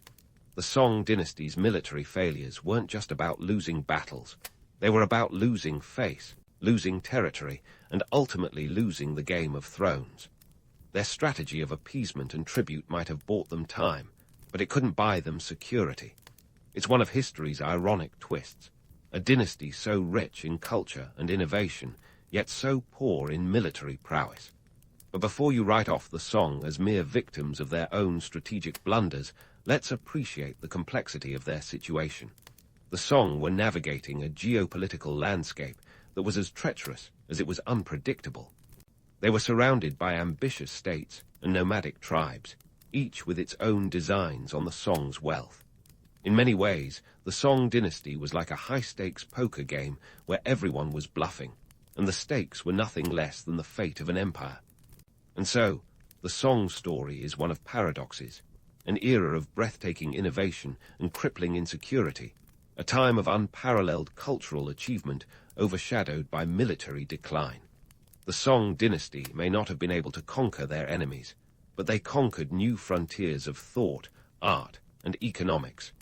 As we continue to unravel the complexities of this fascinating period, remember, in history, as in life, the line between triumph and tragedy is often razor-thin. Stay tuned, because the Song dynasty has a few more tricks up its sleeve before the curtain falls. As the curtain falls on the Song dynasty, you might be wondering how a dynasty that seemed to have it all, cultural brilliance, economic innovation, and enough porcelain to outshine the finest china shop, could collapse so spectacularly. Well, that's the brutal beauty of history for you. It's not just a highlight reel of achievements. It's also a cautionary tale of missteps and missed opportunities. So, let's peel back the layers of the Song's legacy to see why this dynasty, like a beautifully crafted vase, shattered under the pressures of time. The Song dynasty was a masterpiece of cultural and technological innovation, but it was also like a glass cannon, impressive range, but fragile when the going got tough. Their achievements in paper money, gunpowder, and the compass weren't just historical footnotes. They were the building blocks of modern civilization. Yet, as groundbreaking as these advances were, they came with their own set of challenges. Paper money, for instance, might have lightened the purse, but it also inflated the economy like a balloon at a carnival, dangerously close to popping.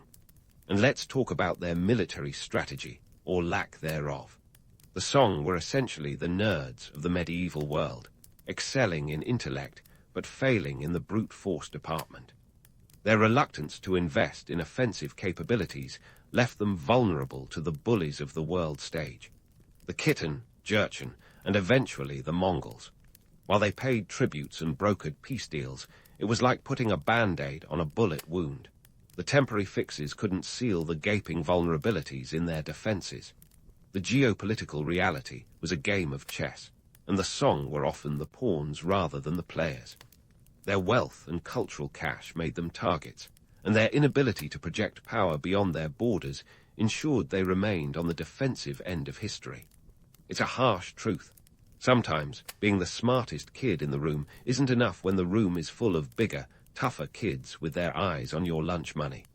Yet, despite their military shortcomings, the Song dynasty's cultural legacy is nothing short of awe-inspiring. Think of them as the Silicon Valley of their time, a hotbed of intellectual curiosity and artistic expression. They were the dynasty that dared to dream, to question, and to create. The Song set the stage for a cultural renaissance that would ripple through history, influencing everything from poetry to philosophy. Their embrace of Neo-Confucianism, for instance, wasn't just a philosophical upgrade. It was a societal blueprint that defined Chinese thought for centuries. But let's not get too misty-eyed. While the literati were busy penning verses and pondering the mysteries of the cosmos, the everyday reality for many was far less poetic. The Song's rigid social hierarchy, bolstered by Neo-Confucian ideals, ensured that the spoils of cultural and economic prosperity were unevenly distributed. It was a golden age for some, but a gilded cage for others, a reminder that history's advances often come at a cost. So, what do we make of the Song dynasty? Are they a historical curiosity, a cautionary tale, or perhaps a bit of both. They remind us that even the most innovative societies can be undone by internal weaknesses and external pressures. The Song were visionaries in many respects, but their inability to adapt to the harsh realities of power politics ultimately sealed their fate. It's a lesson in the precarious balance between progress and pragmatism, between the ideals we cherish and the realities we face. In the end, the Song dynasty's story is a testament to the complexities of history, where triumph and tragedy often walk hand in hand. It's a reminder that while we can marvel at their achievements, we must also learn from their failures. As history continues its relentless march, the legacy of the Song dynasty endures, both as a beacon of innovation and a cautionary tale of what happens when brilliance meets vulnerability. And as we close the book on this fascinating era, let's carry forward their spirit of inquiry and creativity, while also heeding the lessons they left behind. After all, the past is never just a backdrop. It's a prologue to the stories we continue to write today. If you were hanging around the Mediterranean around the 9th century BCE and thought of a bustling, cosmopolitan trade hub, Carthage would probably pop right into your mind. Now, Carthage didn't just stumble upon its fame like a viral cat video. No, it was more like the ancient Mediterranean equivalent of a meticulously planned and executed corporate takeover. Perched on the North African coast, Carthage was a city strategically positioned like a well-placed chess piece, commanding both envy and admiration from its neighbors. Why was Carthage the darling of the Mediterranean trade circuit? It wasn't just about the location, though being smack dab between the eastern and western Mediterranean did help. It was also because Carthaginians were the Elon Musks of the ancient world, minus the Twitter escapades. Their ships, known as biremes and triremes, were the Tesla roadsters of the sea, sleek and fast, thanks to their innovative design featuring 2 or 3 banks of oars. Imagine the nautical horsepower. With these sea stallions, Carthaginians zipped across the waves, turning trade winds into profit winds. But let's talk logistics. Today we have GPS, but back then, navigation was a little more seat of the pants. Carthaginians relied on stars and coastline landmarks to get from point A to B without ending up at point Z yet. They were so adept at this that by the time the Romans were still figuring out where to put their sandals, Carthage had established trade routes stretching from the Iberian Peninsula to the far reaches of the African coast. The magic didn't stop with navigation. Carthaginians were also the grandmasters of barter. Forget your credit cards and Apple Pay. These folks traded goods like Olympic athletes swap pins. Want some Tyrian purple dye? Fork over some Sardinian ore. Need olive oil from the Iberian Peninsula? Better have Egyptian papyrus to spare. Their trading partners were a who's who of the ancient world, from the Greeks to the Etruscans, all lured by the promise of Carthaginian goods. Now let's bust a few myths while we're at it. There's this romantic image of Carthaginian merchants being suave, toga-clad, gentlemanly types. In reality, they were more like the rugged entrepreneurs of Silicon Valley, sharp, shrewd, and not above a little creative negotiation. Their trade practices were anything but genteel. If you thought today's corporate espionage was cutthroat, just imagine ancient merchants using their own form of who knew what when. Trading in Carthage was a game of high stakes, where a misstep could mean economic ruin faster than you can say Punic Wars. Speaking of economics, Carthage's prosperity was not just built on trade alone, but on a robust economic system that could rival any modern nation's GDP. The Carthaginians weren't just swapping goods, they were minting their own coins, which, by the way, were some of the earliest examples of currency in the Western world. The shekel, their coin of choice, was a silver standard that facilitated trade across vast distances. This wasn't just pocket change, it was the foundation of an empire's wealth. And let's not forget agriculture. Carthage was surrounded by fertile lands that produced an abundance of grain, olives, and fruit, which they exported far and wide. The city itself was a sprawling metropolis by ancient standards, with a population of around 400,000 people at its height. That's more than the current population of Iceland, just to put things in perspective. These folks didn't just rely on trade to fill their granaries. They were self-sufficient enough to feed an army, and often did, given the frequent skirmishes. The complex network of trade routes and practices that the Carthaginians developed wasn't just about making money. It was about power and influence, about weaving a web that connected disparate cultures under the banner of commerce. It was about being the center of a world where goods, ideas, and occasionally armies moved in a delicate balance. This was a world where a single ship's journey could mean the difference between prosperity and famine, between peace and war. But like all great things, the Carthaginian trade empire didn't last forever. Spoiler alert. Rome eventually crashed the party. But for a time, Carthage was the undisputed master of the Mediterranean, its sails capturing not just the wind, but the admiration and fear of a world that watched and sometimes trembled. In the grand theatre of ancient history, Carthage played its part with flair, leaving behind tales of nautical prowess and commercial genius. Now, doesn't that make you appreciate the next time you hit order on Amazon just a little bit more? So, while Carthage was riding high on the Mediterranean waves, its trade routes were something of a logistical Rubik's Cube, complex, colorful, and occasionally maddening. Let's dive into the nitty-gritty, shall we? Picture a bustling merchant ship leaving the Carthaginian harbor, loaded with the glittering jewels of the ancient world. First up, the famed Tyrian purple dye, an item so exclusive it made modern luxury brands look like bargain bin specials. This dye wasn't just any color, it was the color.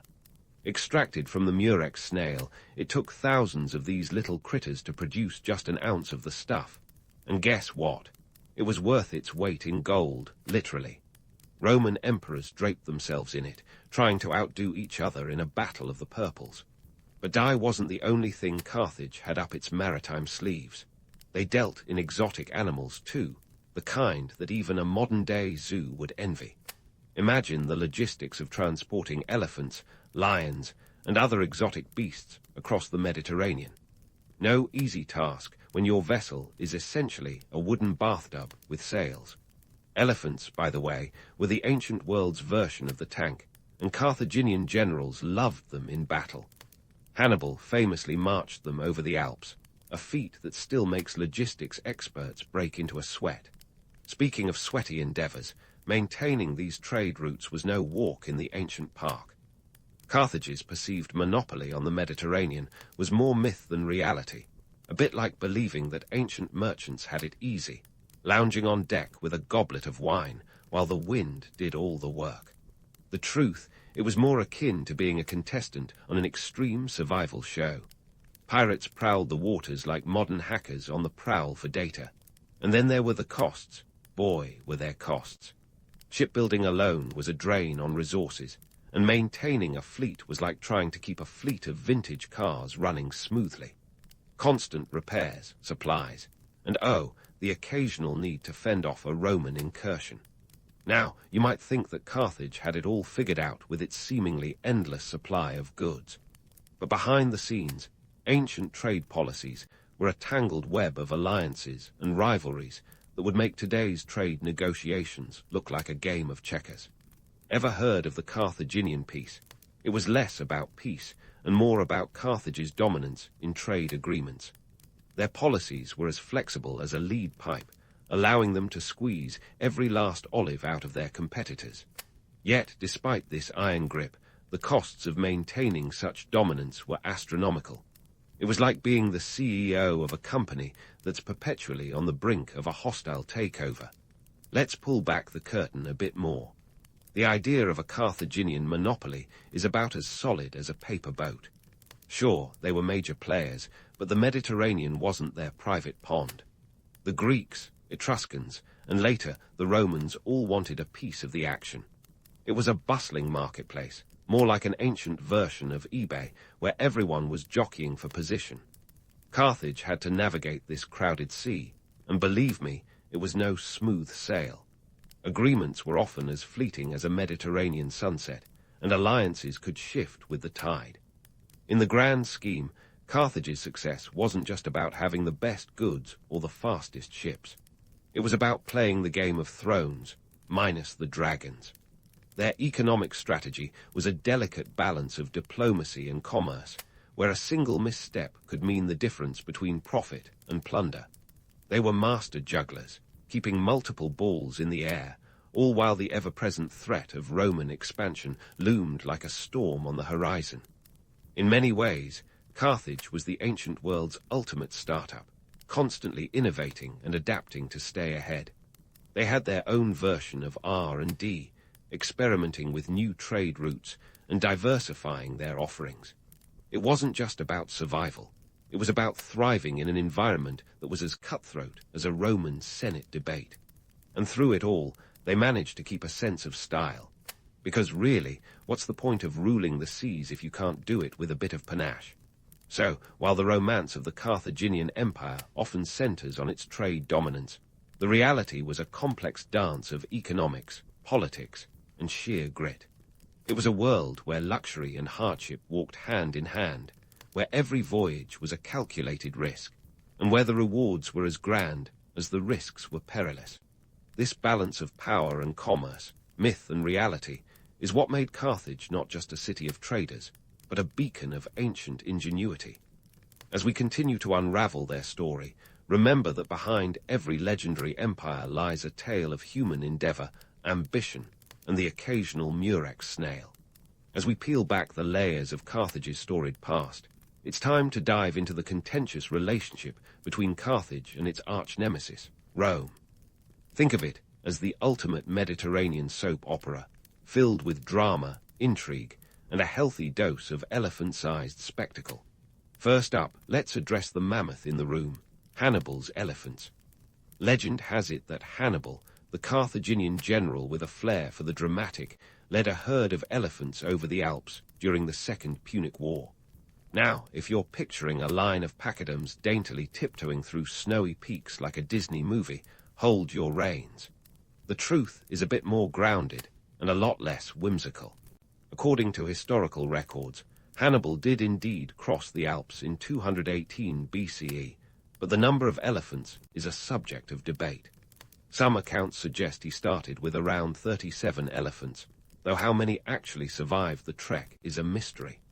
The journey was nothing short of grueling, with soldiers and animals alike battling icy conditions and treacherous terrain. It was less a majestic march and more a desperate slog. Imagine a caravan of beleaguered beasts rather than a triumphant parade. The strategic genius of Hannibal lay not in the sheer number of elephants, but in their psychological impact. Picture it. Roman soldiers, more accustomed to facing infantry and cavalry, suddenly confronted with these massive, tusked creatures. It was the ancient equivalent of bringing a tank to a sword fight. Hannibal's elephants were more about spectacle and shock value than battlefield dominance. The Romans might have been formidable foes, but even they were momentarily flummoxed by this unexpected trump card. Hannibal's Alpine adventure wasn't just a military maneuver, it was a masterstroke of ancient PR. The image of elephants in the Alps was the ancient world's version of a viral sensation. It captured imaginations and struck fear into Roman hearts, proving that sometimes it's not about the size of your army, but the size of your audacity. Speaking of audacity, Carthage's political landscape was a complex tapestry woven with threads of ambition and rivalry. The Carthaginians were as adept at politics as they were at commerce, and their dealings with Rome were a testament to this. The rivalry between Carthage and Rome wasn't just a clash of empires, it was a clash of ideologies. Carthage, with its emphasis on trade and economic prowess, versus Rome, the military juggernaut with a penchant for expansion. Their conflicts, known as the Punic Wars, spanned over a century, with the Second Punic War, 218–1 BCE, marking a particularly intense period. This was the war where Hannibal's elephants made their debut, and where Carthage and Rome's animosity reached fever pitch. The wars were more than just territorial disputes. They were battles for supremacy in the Mediterranean, with both sides vying for control of lucrative trade routes and resources. The Carthaginian political system, a blend of oligarchy and democracy, was as unique as it was effective. Carthage was governed by a council of elders and two elected magistrates known as suffetes, a bit like having a board of directors and co-CEOs. This system allowed for a level of political maneuvering that would make even the most seasoned modern politicians break into a cold sweat. Decisions were made not just with military might in mind, but with an eye on economic repercussions. Every move was calculated, every alliance scrutinized. Carthage wasn't just playing a game of risk. They were playing 4D chess. Now, let's not pretend that Carthage was a utopia of harmony and prosperity. Internally, it was rife with social tensions and power struggles. The aristocracy held the reins of power, and the gap between the wealthy elite and the working populace was as wide as the Sahara. This disparity occasionally led to unrest, a reminder that even an empire built on trade and negotiation had its share of domestic discontent. In the grand political theatre of the ancient world, Carthage and Rome's rivalry was a saga of epic proportions. But like any good drama, it wasn't just about the battles and the elephants. It was about the people behind the scenes, the decisions made in smoke-filled rooms, and the consequences that rippled across continents. It was a story of ambition and hubris, of triumphs and tragedies, where the line between hero and villain was often blurred. As we continue to navigate the tumultuous waters of Carthaginian history, remember that the past is never just a series of dates and events. It's a living tapestry of human experiences, where the echoes of ancient politics can still be heard in today's headlines. In the tale of Carthage, we find lessons of resilience and innovation, of the power of trade and the perils of rivalry. It's a story that reminds us that history, much like Hannibal's elephants, is larger than life and full of surprises. So, now that we've waded through the Mediterranean drama of Carthage and Rome's epic rivalry, let's focus on what really made Carthage tick, its economy. You see, Carthage wasn't just a city of traders. It was the ancient equivalent of Wall Street mixed with a splash of Silicon Valley and a dash of the Wild West. We're talking about an economic powerhouse that transformed the Mediterranean into its personal marketplace, and oh boy, did it leave a mark. First, let's tackle the myth of Carthage as some kind of utopian merchant paradise, an idea that's about as realistic as finding a unicorn in your backyard. Sure, Carthage was wealthy, but it wasn't exactly a land of milk and honey. The city was more like a buzzing beehive of commerce, where everyone from the top brass to the lowliest dock workers hustled to keep those trade winds blowing in their favor. Consider the sheer wealth Carthage generated. By the 3rd century BCE, Carthage's annual revenue was estimated at 12,000 talents, a figure that would make even modern CEOs salivate. To put that into perspective, a talent was roughly 26 kilograms of silver. Yes, you heard that right. Carthage was pulling in around 312,000 kilograms of silver per year. That's enough to make Scrooge McDuck's money bin look like petty cash. But where did all this silver come from? Carthage's economic engine was fueled by a diverse portfolio of activities. Trade was the star player, with Carthaginian ships crisscrossing the Mediterranean like aquatic nomads. They dealt in everything from precious metals and textiles to foodstuffs, and yes, even slaves. This was a time when human lives were part of the economic calculus, a grim reminder that prosperity often comes at a cost. Slavery, the dark underbelly of ancient economies, was a significant component of Carthaginian trade. Enslaved people were captured in wars or bought from neighboring lands, then sold across Carthage's vast trade network. They worked in agriculture, served in households, and even labored in the brutal conditions of Carthage's mines. It's a sobering thought that the same wealth that adorned the city's elites was stained by the sweat and suffering of countless enslaved individuals. Carthage's economy wasn't just about trade, though. Agriculture played a substantial role, with the fertile North African plains producing crops like wheat, barley, olives, and grapes. Carthaginian farms were vast estates, often worked by slaves, and they helped feed the city's burgeoning population while exporting surplus throughout the Mediterranean. This agricultural prowess was so renowned that even the Roman author Pliny the Elder couldn't help but grudgingly acknowledge Carthage's expertise in farming. The social structure that supported this economic colossus was a complex web of hierarchies. At the top were the wealthy aristocrats, who controlled the political machinery and reaped the lion's share of the profits. These elites lived in opulent homes, their wealth showcased in exquisite pottery, jewelry, and other luxury goods that were the envy of the ancient world. But below them lay a sea of artisans, labourers, and slaves, whose toil kept the Carthaginian machine running. So was Carthage a paradise? Not unless your idea of paradise includes cutthroat competition and a rigid social ladder. The city was a place where fortunes could be made or lost on the tide, where the opulence of the elite was mirrored by the hardships of the lower classes. The myth of a harmonious merchant utopia is as fanciful as a bard's tale, but the reality is far more compelling, a testament to human ambition, ingenuity, and the eternal dance between wealth and power.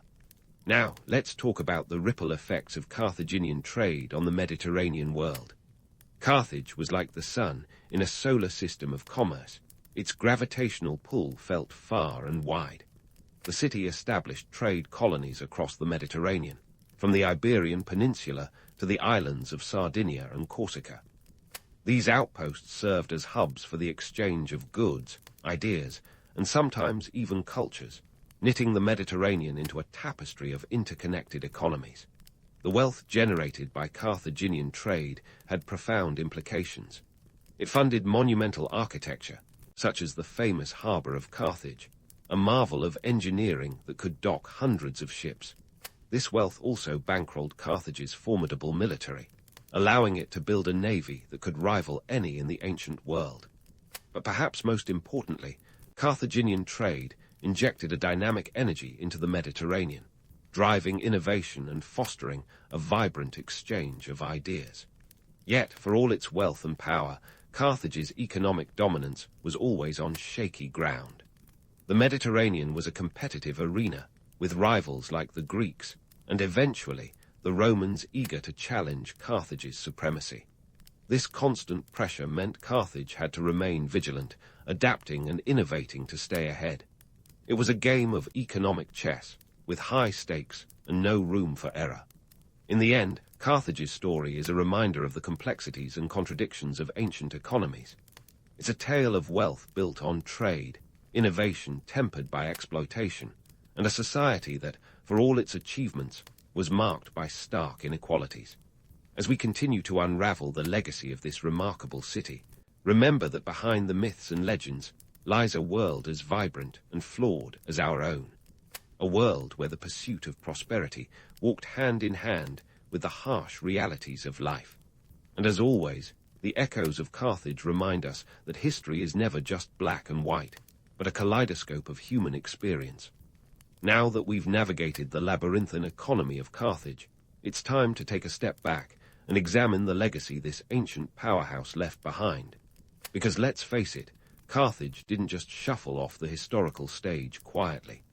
No, it left big, sandal-sized footprints that still echo in the world of commerce today. So, what pearls of wisdom can modern economies glean from the rise and fall of this once mighty trade empire? Spoiler alert, more than you'd expect. First, let's talk about the power of location, location, location. Carthage was strategically perched on the North African coast, effectively acting as the Mediterranean's unofficial bouncer.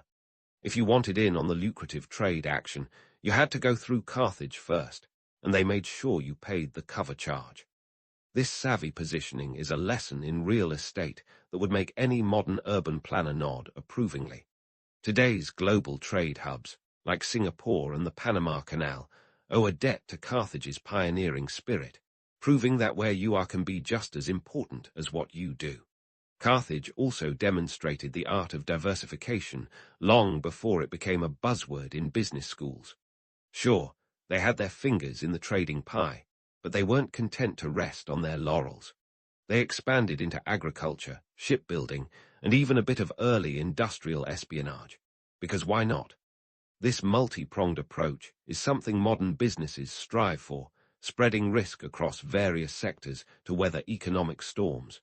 Carthage was the original "don't put all your eggs in one basket" kind of town, and it paid off handsomely until, well, it didn't.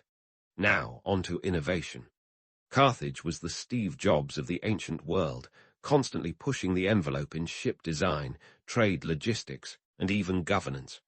Their ships were the Apple products of their day, sleek, efficient, and the envy of everyone else. This commitment to innovation is a blueprint for today's tech giants, reminding us that staying ahead of the competition often means rewriting the rules. Yet, Carthage's story also serves as a cautionary tale.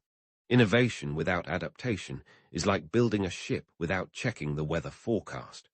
When Rome's military machine shifted the balance of power, Carthage struggled to adapt, showing that even the brightest stars can fall if they ignore the changing tides. And how about the delicate dance of diplomacy? Carthage knew the value of alliances and trade agreements, forging connections with various cultures to maintain its edge. This was the ancient version of modern-day trade agreements and multinational partnerships, a balancing act of give and take that kept Carthage in the game. The lesson here is clear. In business, as in life, relationships matter. But Carthage also shows us the danger of overconfidence. Their strong-arm tactics and inflexible policies eventually alienated potential allies and invited rivals to their doorstep, proving that diplomacy without humility can be a double-edged sword. Let's not forget the social dimension.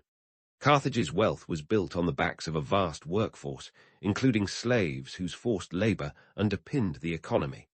This harsh reality is a reminder that prosperity often comes with a human cost. Modern economies continue to grapple with issues of inequality and ethical labor practices, and Carthage serves as a poignant historical reminder of the need to balance profit with human dignity. After all, an empire built on exploitation is as stable as a house of cards in a hurricane. In the end, the story of Carthage is a microcosm of human ambition and folly. It was an empire that soared on the wings of trade and crashed under the weight of its own hubris. Carthage teaches us that while empires rise and fall, the principles of trade, innovation, diversification, and diplomacy remain timeless. Yet it also warns us of the dangers of ignoring the human cost of economic success. As we wrap up this Mediterranean saga, let's leave with a few quotable nuggets of wisdom. In the grand bazaar of history, the fortunes of empires are like the tides, ever-changing and unpredictable. Trade is the lifeblood of civilization, but it flows best when fueled by innovation and tempered by compassion. And finally, no matter how mighty an empire seems, it is only as strong as the values it upholds and the people it serves. So next time you click "Buy Now" or marvel at the complexities of global trade, spare a thought for Carthage. They were the original architects of the economic world we live in today, their legacy a testament to the power of commerce, and a reminder that history is a constant dance between ambition and reality. Carthage may have been reduced to ruins, but its lessons still stand, a lighthouse for those navigating the seas of modern economics.